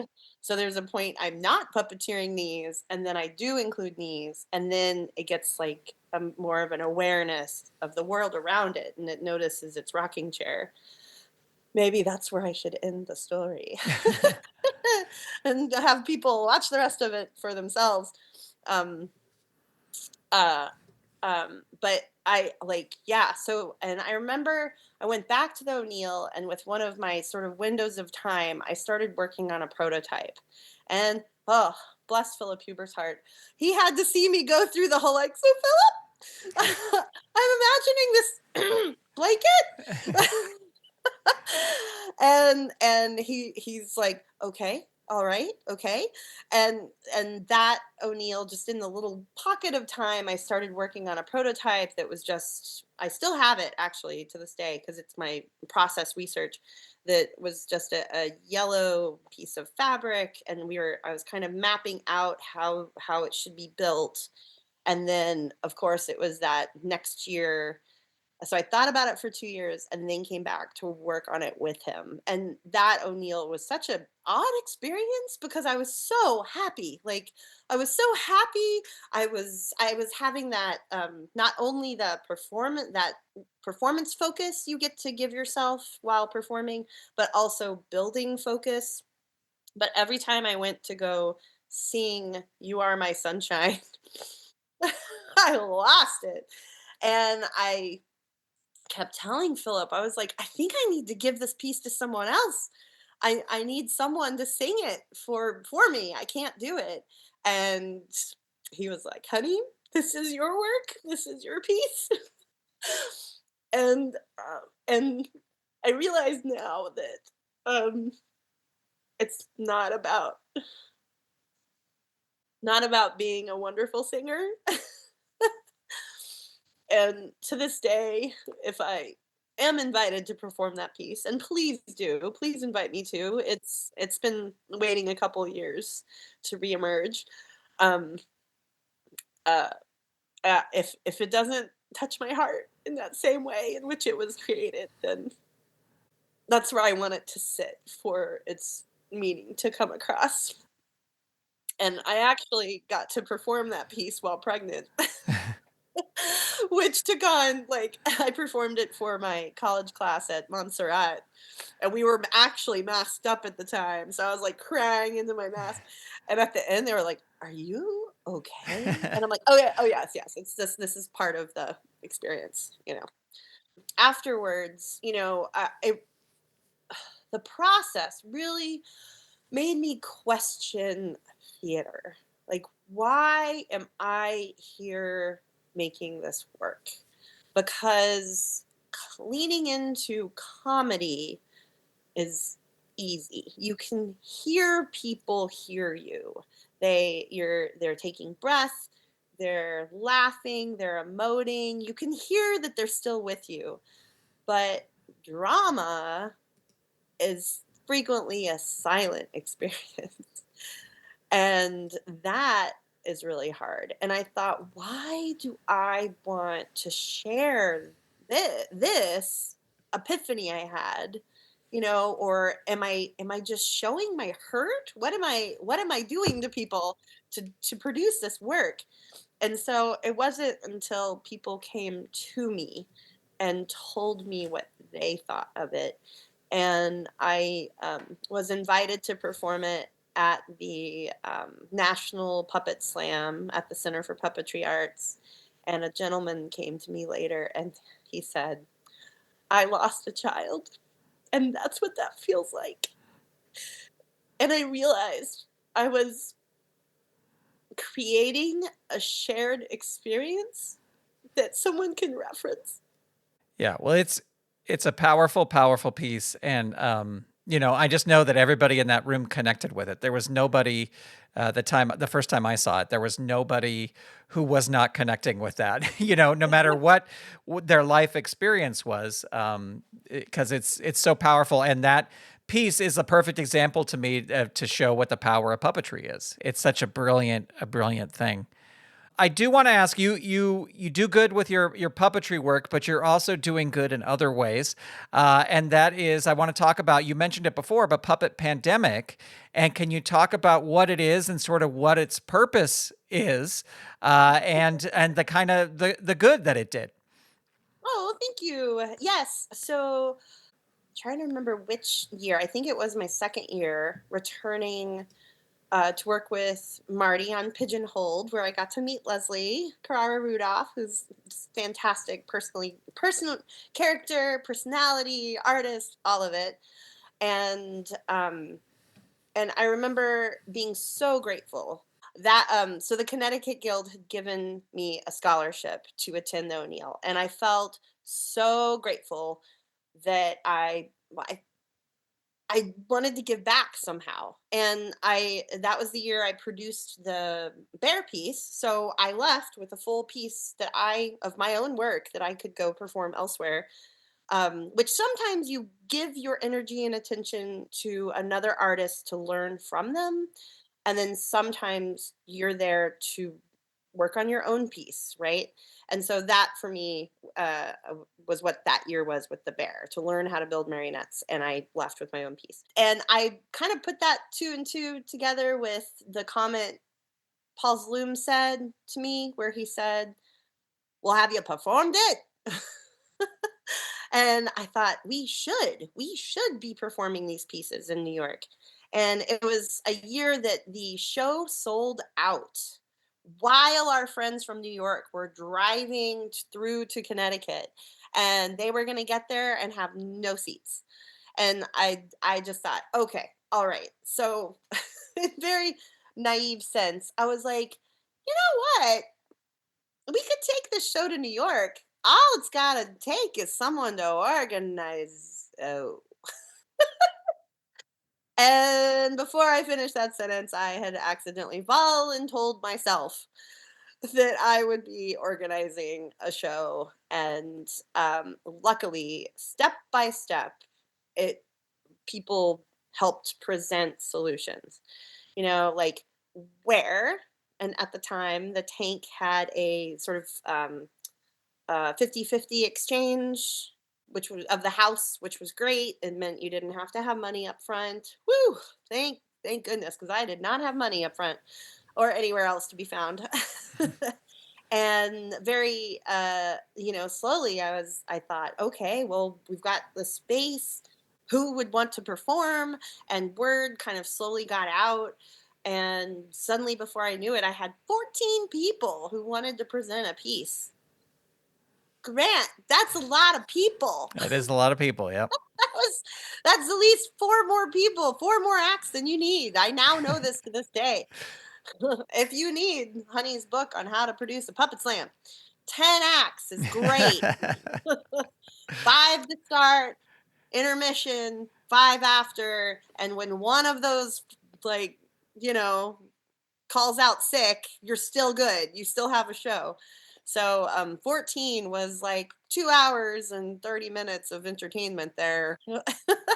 But yes, so there I was thinking about puppetry as an infectious art form, and we should spread the fever. And thinking about the number of people who wanted to perform, I didn't turn anyone away, clearly. And I thought, I can't pay people. I can't pay people to do this, but maybe I can pool our resources. And if I tell people that the funds raised from this show will go toward a scholarship, that would have value. And luckily, my dear friend Richard Termini offered to take photos. And so we have beautiful pictures. And Chad Williams, with their film production company, filmed it for us. So what I could promise people was documentation of their work, beautiful pictures, beautiful video, and a New York audience. And the other key, if anyone's listening for advice, I called Z, who was at the Jim Henson Foundation at the time, and I asked if they would be able to sponsor the project. And what she said was, "We don't have a sponsorship budget, but what we do have is an advertising budget." Oh, so that meant I started working on a program for the show. And I started calling up Pure Theater and, Basil Twist, whoever, whoever else I could think of who would be interested in advertising to our audience, our population. And luckily I had a friend volunteer his graphic design. Brendan Tay, Ifu Tay, volunteered to help design the program for me, thank goodness. And that suddenly got me started in ad sales. I had sold over $2,000 worth of ad sales before I even sold a ticket, Grant. I was like, whoo, thank goodness, because I wanted to at least like promise people a result. And when you don't know if people are going to show up, at least you can pay for the pizza. You're going to feed people. Yeah. Always feed people. Always. If you're having a slam, get the pizza. Salad on the side. Well, Puppet Pandemic was very successful, and between 2009 and 2016, you awarded 50 scholarships, totaling $25,000.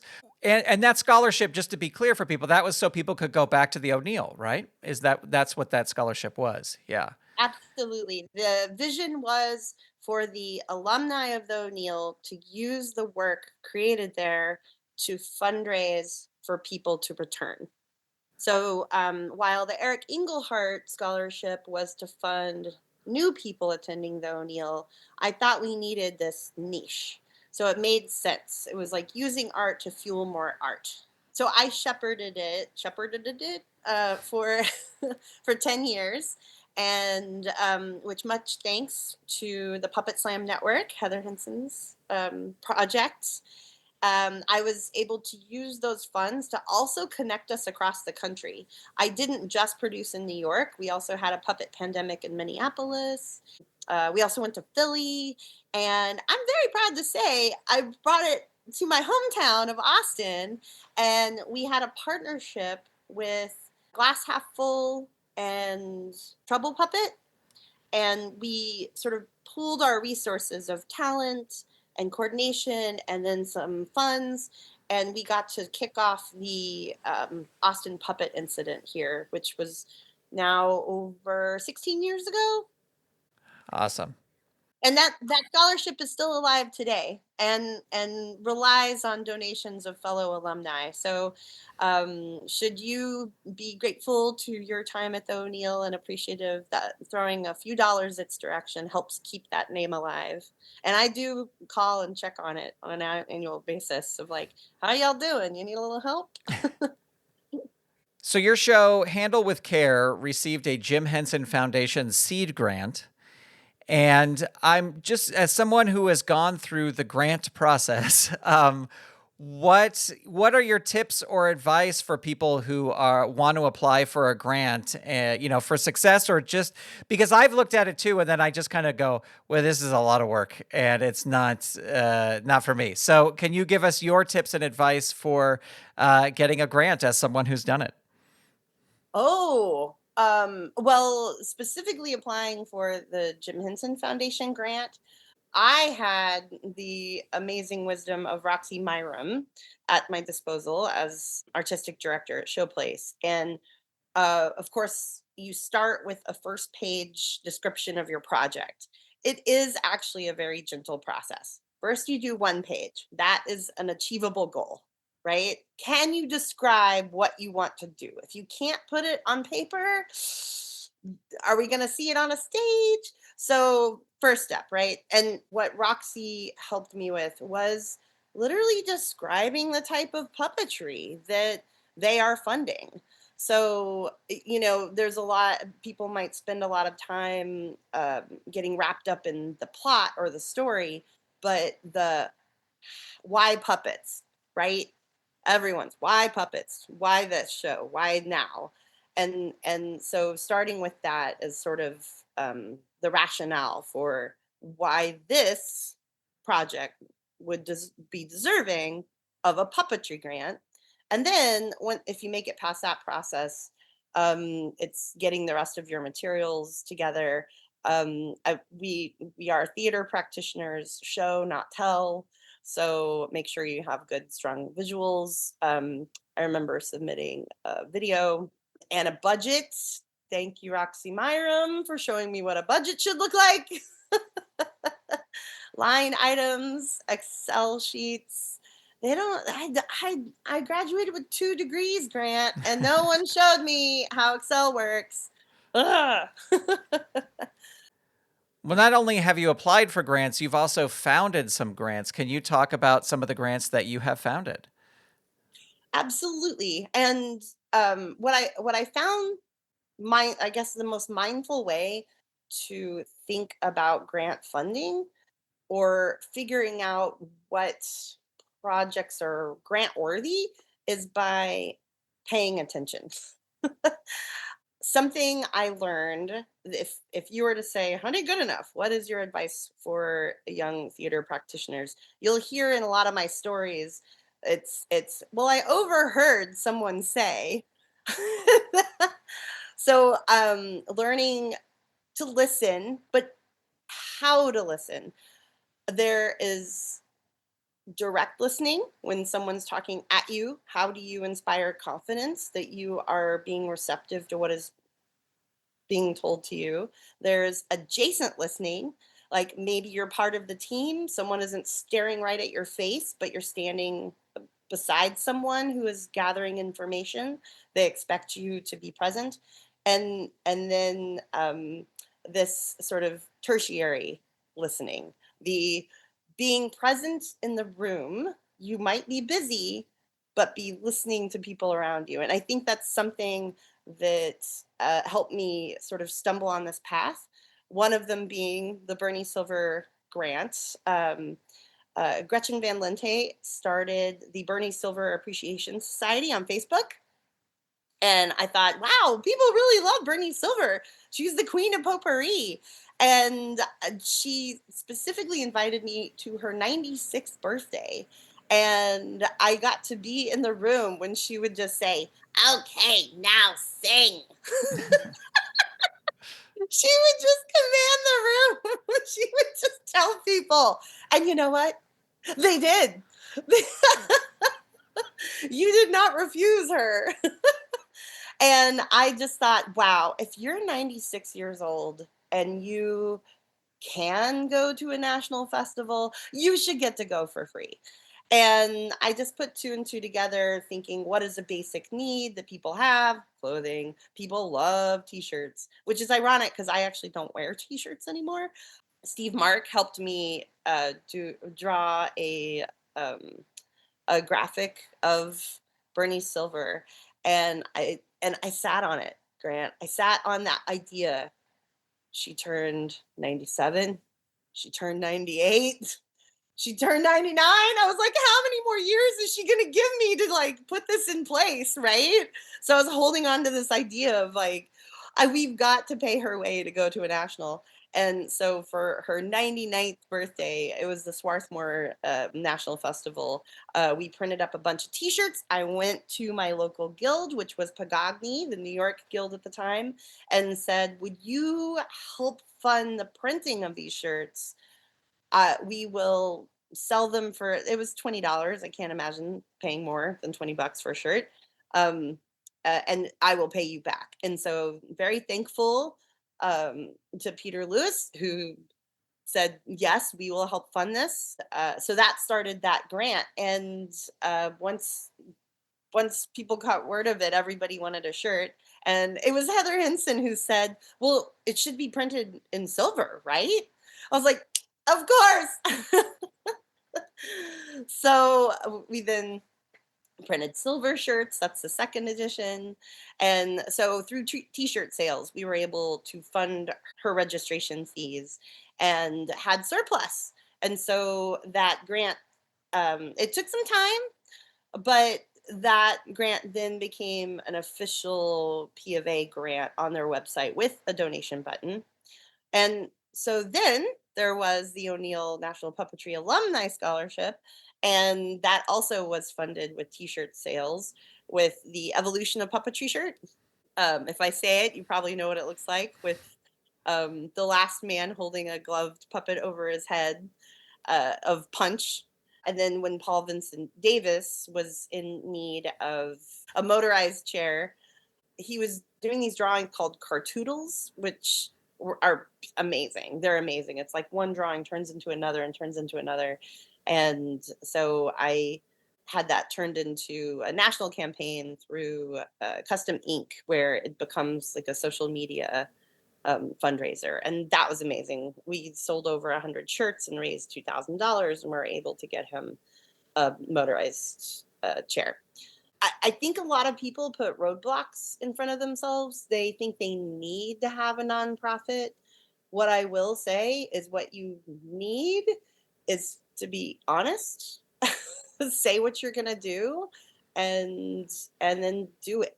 The follow through. You know, you're managing people's money, which can feel kind of intimidating, but I think if you're honest and forthcoming and people believe in what you're doing, and then you prove that you did it, then and get a good team together, ask a lot of advice and take a lot of advice.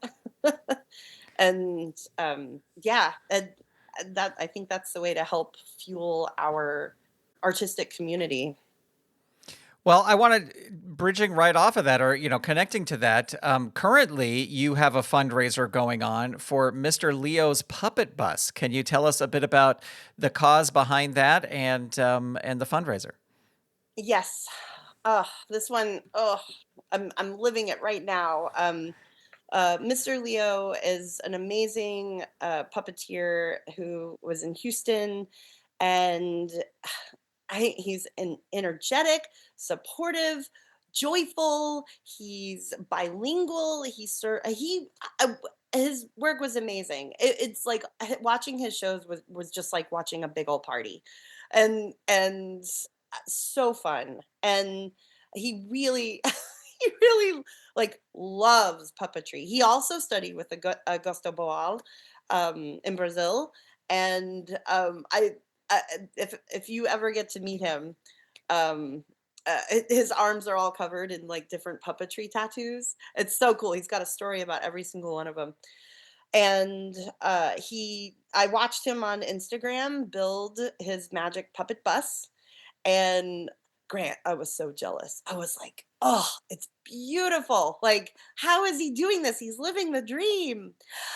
And then he got news that his visa had been revoked because he is a citizen of Venezuela as a guest here in the United States. And it didn't matter that he was an artist serving bilingual populations in Houston and the Texas area. And so rather than try to fight that decision, and they basically told him he could spend $10,000 trying to fight it and still have his visa revoked. So he decided to move to Cancun, where terrible Cancun. Ugh.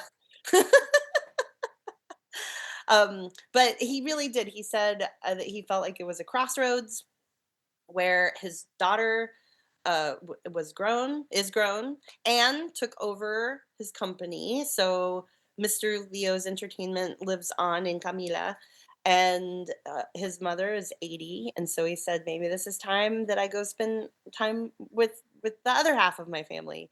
But here we are. He's got his magic puppet bus, and Camila doesn't drive standard. But guess what my dad taught me? So I learned to drive standard on a 1960 Mercury Comet, never expecting that would serve me to this day, because I when I saw him for the last time, I was I asked how his bus was going, and he said, nobody wants to take it. And before I knew it, I blurted it out of my mouth. I said, I'll take it. I'll take the bus. And I think thankfully my husband was on board, and before I knew it, I let him name his price, and which is very reasonable, by the way, because he's made it so beautiful and cozy inside. And before I knew it, I was looking into commercial car insurance and where to park it. And I got in trouble with my HOA. And and we're working on like rewiring the electrical. And so before I knew it, I told him I will keep your dream alive. And people have asked if I'm rebranding it. I told him that I will keep it Mr. Leo's Puppet Bus. And I said, you will be the puppet. He's got this awesome logo of this little green guy like popping out of a magic hat. And I said, so the bus will be that little green guy's bus, and he will open all of the shows as Mr. Leo. And when you come back to the States, you can have your bus back. So I am keeping this dream of his puppet bus alive, and it was a very unexpected investment, is I think the nicest way to say it. Which is why I have a GoFundMe, which is it's actually really hard. It's easier for me to fundraise for others rather than myself. So basically, to help cover the expenses of the bus and to help send that money to Mr. Leo so that he's got that extra boost to start his new career in Cancun, which he already is performing shows. Like within a month, he already had gigs and is performing for tourists. And he's got a friend where he does shows at their church every week. So he hasn't missed a beat. Fantastic. Well, I will put a link to the GoFundMe in the show notes for this episode if people want to go check it out. Oh, and the video, oh man, my goodness. It's so beautiful. It's one of those you really have to experience it when you get on the bus. It's so cozy, and kids get super excited, but just being in the space. You can see the video and see how beautiful it is, but it really is. It's like the perfect teeny tiny micro theater. It's amazing. Well, you've done a ton of stuff in New York, but around 2014-ish, you made the move to Boston, and you got one of the most unique puppetry jobs I've ever heard of. And I had to ask you about this. Your official title was you were a simulation technician at Boston's Children's Hospital. Can you tell us how this job came about and what the job entails? Because it's so unique. Yeah, that was a wild year. So I decided I was going to have a year of yes. Say yes to everything, which also put me in the position to say yes to being head wrangler on The Fuzz, which is now featured on Hulu, a puppet, very funny, beautifully produced film. So while I was like, year of yes, pays terrible, too much work, yes, let's do it. I don't know, I was ready to just work and work and work. And hopefully while maintaining my sanity. Um, and so this opportunity came about through the Puppeteers list of New York, and it was a request for a puppeteer to perform at the International Medical Simulation Symposium. What a mouthful. And I didn't know what it was, but I heard medical and I heard puppetry, and I thought, well, who else would have that kind of marriage in hand? And so I called up the head of the department, Weinstock. Yeah, Peter Weinstock. Yeah, that rolls off the tongue. Um, and I told him about my pieces, my work, and I sent him some videos, and he invited me to perform. And it was a very fascinating experience. It was downtown in a medical symposium experience. It had a beautiful auditorium with a stage, and I gave him my introduction of what to say, and I decided I would perform um, my bear and my blanket because I thought this is the piece I want to share with medical pediatricians. Um, here doing life-saving interventions for children. Yeah, so I performed at that and I kept in touch. The next time I toured to Puppet Show Place Theater in Boston, I looked up Peter Weinstock and he invited me to see the Boston Children's Simulation Lab, which, looks like a hospital room with puppet robot babies, and they're all rigged with heart sounds. They run fluids. They're meant to function. They're not beautiful per se, not yet, but they're meant to function as a human would. And the thinking is that I love when he would describe it to people. He would sort of pinpoint his audience. He would say, when he talked to theater people, he would say, well, don't you want people to rehearse before performing their show? Don't you want your medical practitioners to practice before doing a procedure on you? And so that was that concept. And so I kept in touch with him, and then 8 months went by, and he called me. I was between shows at the Macy's Marionette Theater, hopped off the bridge. You got 17 minutes to yourself to either get a coffee or go to the bathroom or take a phone call. And Peter Weinstock calls me and he says, honey, we are interested in adding a puppeteer to our team. Who do you think it would be? And I'm like, who's in Boston? And I'm like, wait, Peter, me. I'm the one. So he had me take a trip, do another more in-depth tour, and at the end of hearing me talk about all the educational practices, what is educational theater but using the tools of theater to teach, and what are you doing but using the tools of theater, like literally you would get a scenario that you then, it would say like infant in supraventricular tachycardia, SVT, and then you'd set them up with whichever, infusions they requested. They would have to have, I have given real IVs to fake people. How cool is that?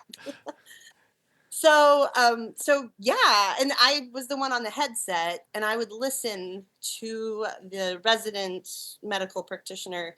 And while new doctors were, doing these interventions, as they're called, they would tell me, okay, you now need to raise the oxygen sats. You need to like lower the heart rate. You need to put them in tachycardia. Now back in sinus rhythm. Now back in SVT.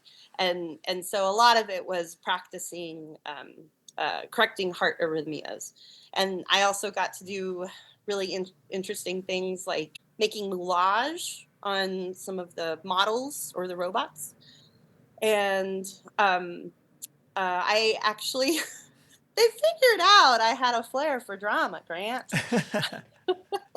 And if one of their medical actors didn't, if they needed a medical actors, let me put it that way, or if one didn't show and they needed an extra, they would invite me. I got to fake faint on a resident once who let me fall. By the way, I was that good. They really weren't expecting a faint. One of the highlights of that program was getting to see this medical 3D printing up close. I really got to learn molding and casting.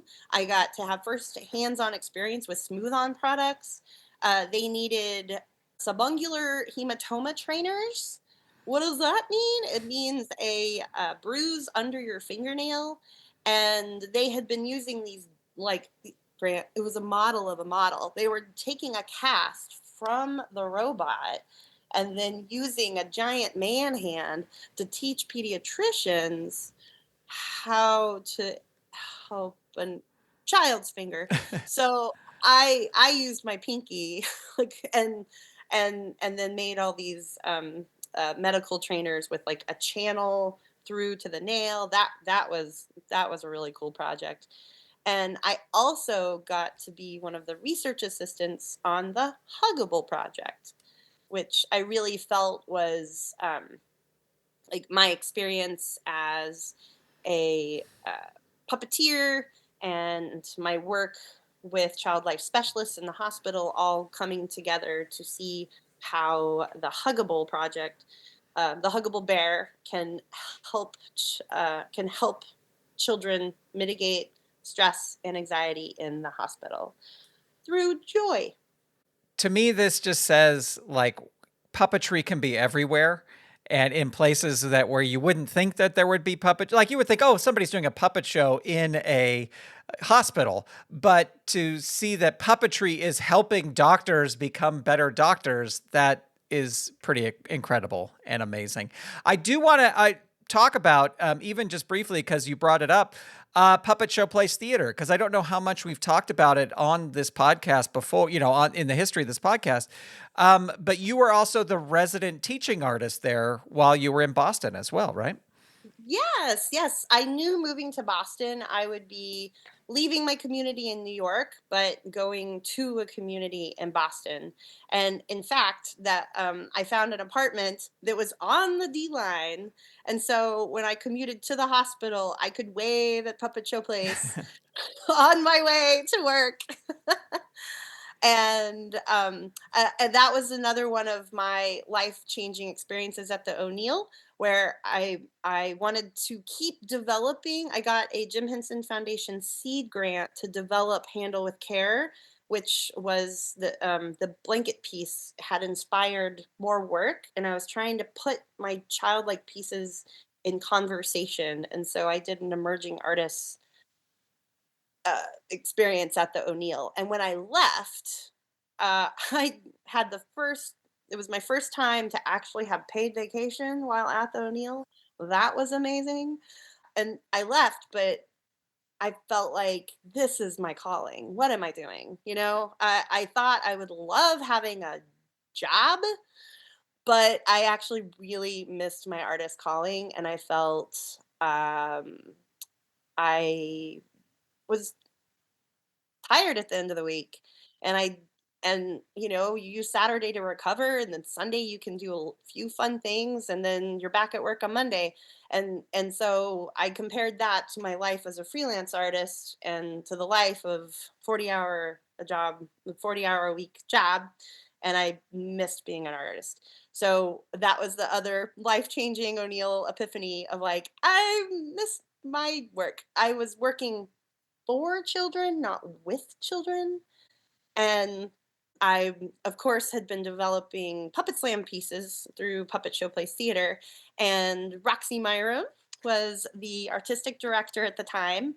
And it was this perfect moment where Brad Scher and his cardboard explosion was exploding all across theaters everywhere.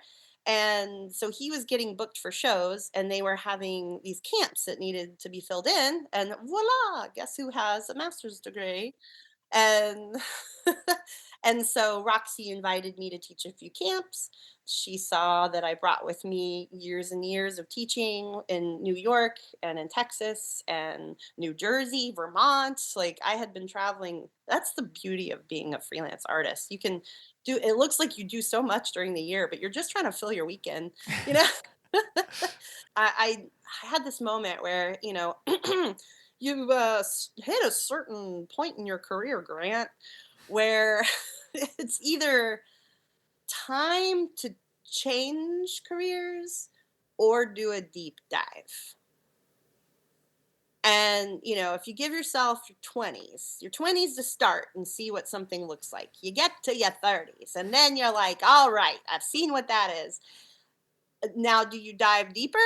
Or is this your chance to start career number two? Are you doing what you want? Are you living the way you want? And do you want to know what I did? What did you do?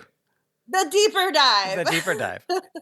So Roxy and I went out to lunch, and at the end of that lunch, she invited me to be the resident teaching artist, where I was in charge of the educational programs. And very luckily, just a year later, Brad was ready to move on, which made room for the resident artist.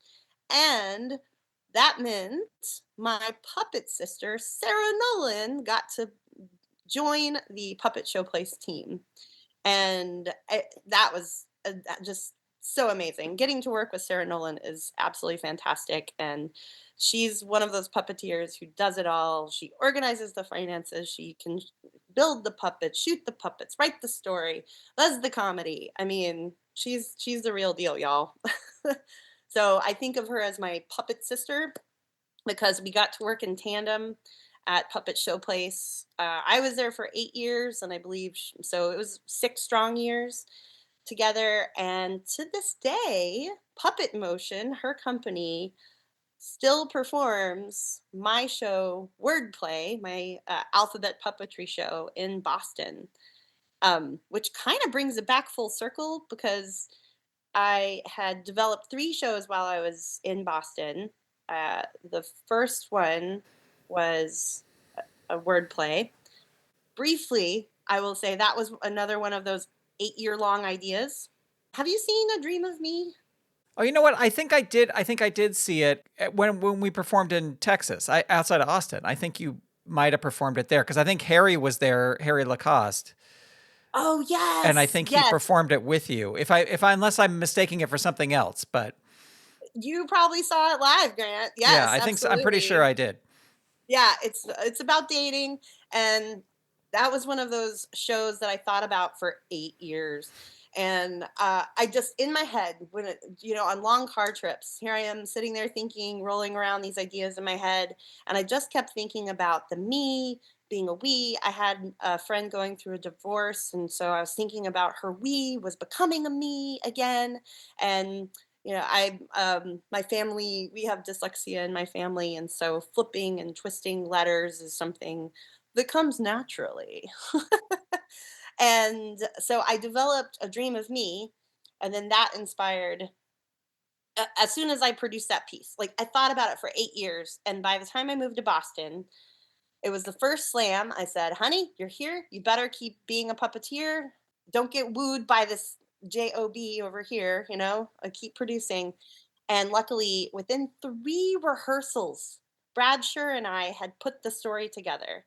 And I that's definitely a testament to incubating your ideas. Like don't give up on them. They're just in the back of your mind, and turn them around, turn them over. Like feast your eyes and fuel that idea. By the time we were ready to put it on stage, within 3 rehearsals, it was ready to go. And everyone's response to that was, you you could do so much more. You could do this, and you could do this, and you could do this. And I thought, well, I better before anyone else does.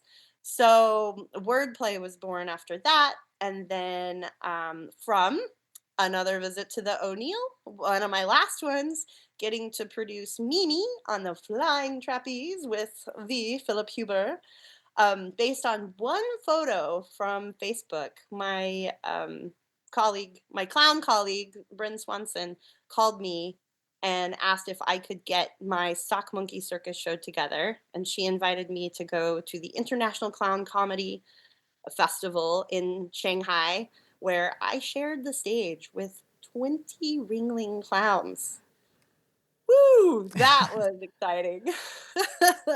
The stories. The The stories. stories, Grant. I can't even tell you. And then after that, I revisited my first puppet show that I had performed in Austin badly. And I revisited the script. My mom never let me forget about it.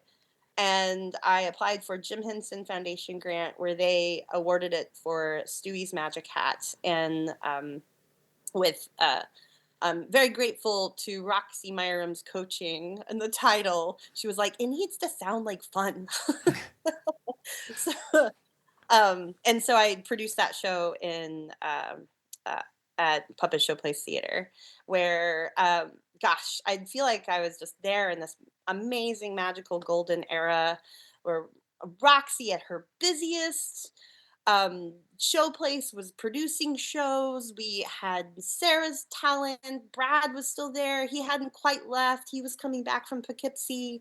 And Paul Vincent Davis, of course, lived right upstairs, who was always a font of knowledge and advice and really thrived from the community of Puppet Show Place. And there's a big part of my heart that is still in Boston to this day. And I feel really lucky. If you were gonna, I feel like each move you make should be to something better. And when you live in New York, everyone thinks that's the best. It's okay. It's okay to have your time in New York and then decide like you want a yard or you want a little more elbow room or, whatever it is. Yeah. But with that in mind, I am very pleased to say that Wordplay has been invited to perform at the International Fringe Festival produced by Teatro Sea uh, in August. So we're getting the band back together, Grant. Awesome. Well, I'd love to know a little bit more about Wordplay, which is the show that came out of A Dream of Me. Can you tell us a bit about that show? Once I performed A Dream of Me and people saw how the letters shifted and flipped and turned, uh, people got really excited and they started coming to me and giving me ideas. Oh, honey, guess what else you could do? You could do this and you could flip that. And you know what else a W can be? It can also be all these different ideas. And I thought, huh, well, I better get on it before they do. Like the whole idea of like these are great ideas. You're right. I should do more with this.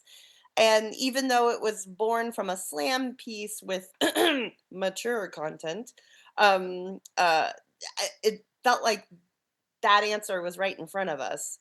And so I then, very sort of baby steps was like, I need to make the whole alphabet. Okay, step one, make the whole alphabet.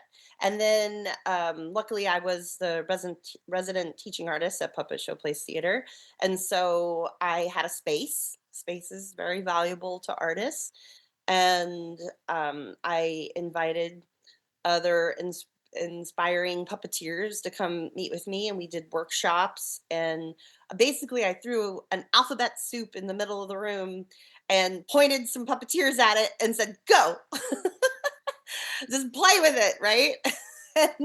and a lot of really awesome sculpts came out of that.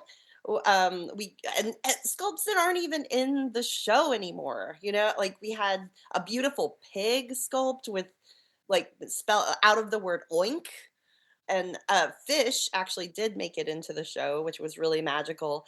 And it was very funny because it was true to puppetry, and that the only way to document our research was to film it. I couldn't take photos of it because that was just a still moment in time.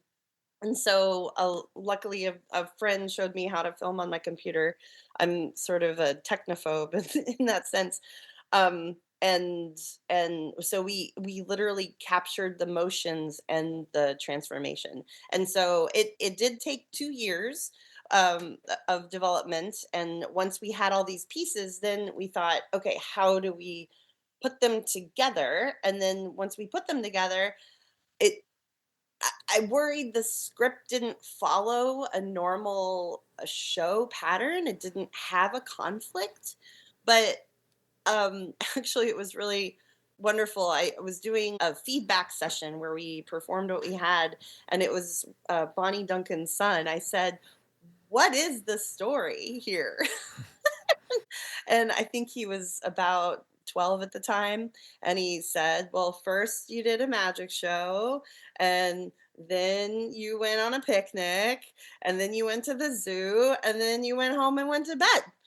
And we we end with Twinkle Twinkle Little a Little Star, which is also the alphabet song, as you know, as a children's performer."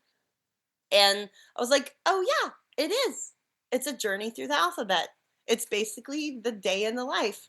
And how many brilliant children's books end with, and then they went to sleep. Yeah. So, and I felt like it really is a journey through the alphabet and through flipping and twisting and animating literacy, literally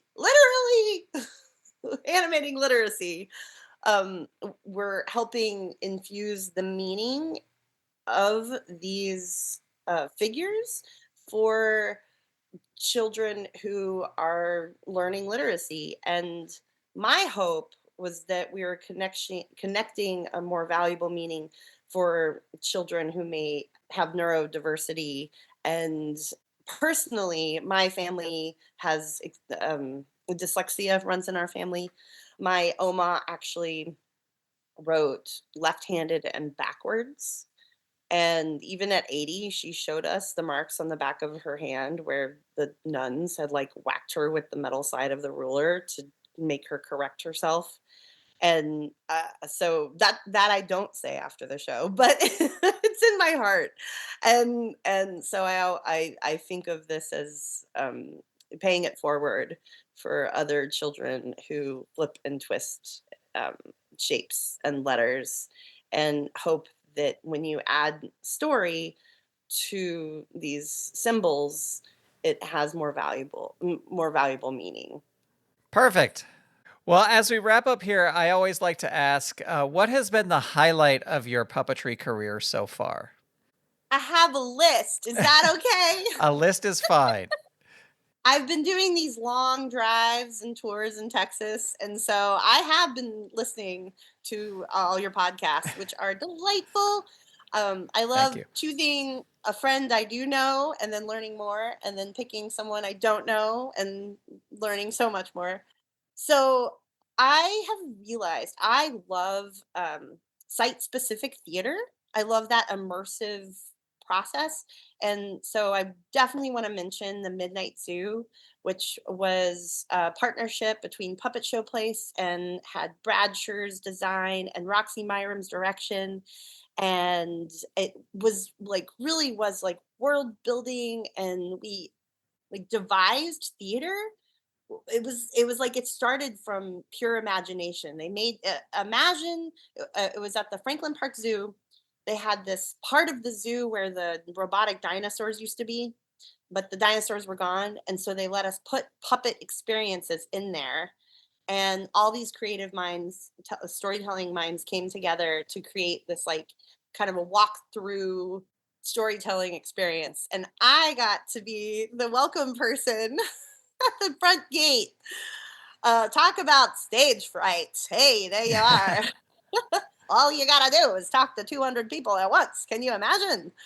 But it was great. I like created this character who had this. I got to wear one of those puppets on your arms. That's like you're holding a box, so you have the fake arm.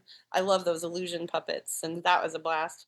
So that was one. I already mentioned the International Clown Comedy Tour going to Shanghai, which when I am here performing in these small town Texas towns, because I am, back in my hometown, which, I told my friends, I'll be back.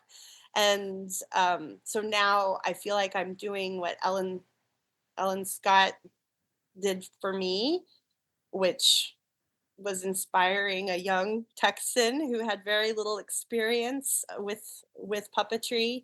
And when I go to these small towns, I think to myself, am I gonna am I gonna meet that next puppeteer here? Are they are they in this crowd who like needs to see this work? I'm also very lucky. I mentioned that I didn't realize I was joining this family of marionette performers. And so for 5 years living in New York, I got to support myself from the months of September all the way to Christmas Eve through clowning and marionette performance. I don't know many people who can say that. And that was all gigging. So I had this reputation for being a marionette performer, which meant Nick Coppola knew I'd been performing with Jim Rassiopi. He invited me to perform for the Macy's Marionette Theater, which put me in touch with Kevin Frisch of the Frisch Marionettes, who invited me to tour with him from Cincinnati all the way down to the Center for Puppetry Arts, the Castle of Puppetry. And then from that, getting to perform with the Sorodiak family and the National Marionette Theater, and getting to hear David Sorodiak Sr., like getting to be in the rehearsal room with him. I still think to one of those rehearsals where I just soak up his energy, and he is definitely a classy guy. And getting to perform with the puppet company, Steve Witterman, which just this year I was reunited and got to perform the Alligator Show in Indiana. And we called it our reunion tour, that I had performed with Steve 20 years prior. And I got to help him update his sound system because a few things have changed. With all of these exciting experiences, getting to develop work with Philip Huber has really been so special. I still think back to when, like, how his thought process is about developing a piece. I don't know if the world has room for a cabaret marionette performance that is all toy and child based. I would love that. There's still more work to be done, Grant. But I really do hope that I can find a place to present the pieces that I developed with Philip in that sort of context, because that's like a story still, it wants to be told. It's not sure what it is yet, and it's literally baby steps to figure out how these pieces are in conversation and want to come together in a presentation. Well, I am looking forward to seeing it when it happens, because I know that it will. Honey Goodenough, thank you so much for taking the time to be on the show today. I really appreciate it. Well, thank you, and I hope you can say that we had some good-hearted fun. I can say that. That's the default. Well, that's the name of my company. I'll tell our puppet fans, the reason I chose good-hearted is because I perform the two creepiest art forms, clowning and puppets. But when you read good-hearted entertainment, I think people get the idea of what it is. So that's part of when I end my shows. I say, so I hope, thank you for giving me your attention today, and I hope you had some good-hearted fun with good-hearted entertainment. Well, I certainly did. Thank you so much, honey. Thank you, Grant. Big thanks to Honey Goodenough for being on the show. For links to Honey's projects online, as well as to some of the things we discussed, check out the show notes for this episode number 121, over at underthepuppet.com. And if you'd like to hear even more of my conversation with Honey Goodenough, it's available to the bonus content level patrons and above over at patreon.com/Saturday Morning Media. Well, that's going to do it for this episode of Under the Puppet. I want to send a special thank you out to all of the Saturday Morning Media Patreon patrons who help make this show possible. Patreon patrons at the producer level and above who get a special shout out are Kathy Crawford, Eve Cunning, David Akers, Tony Urbano, Brandy, Scott Armstrong, Paul, Ricky Chavez, Jeff T., Lee Thompson, and Macy Thomas. To become a patron, visit patreon.com/Saturday Morning Media. And thank you for your support. If you have questions, suggestions, or feedback about the show, send them via email to underthepuppet@gmail.com. Or you can connect with the show on Instagram or Facebook by searching for Under the Puppet. And don't forget to tell a friend about the show. This episode featured music by Dan Ring and was expertly edited by Steven Staver. Thank you so much for listening.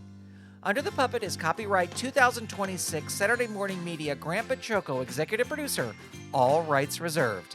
www.saturdaymorningmedia.com. You've been listening to Saturday Morning Media. Stay tuned. We'll be right back.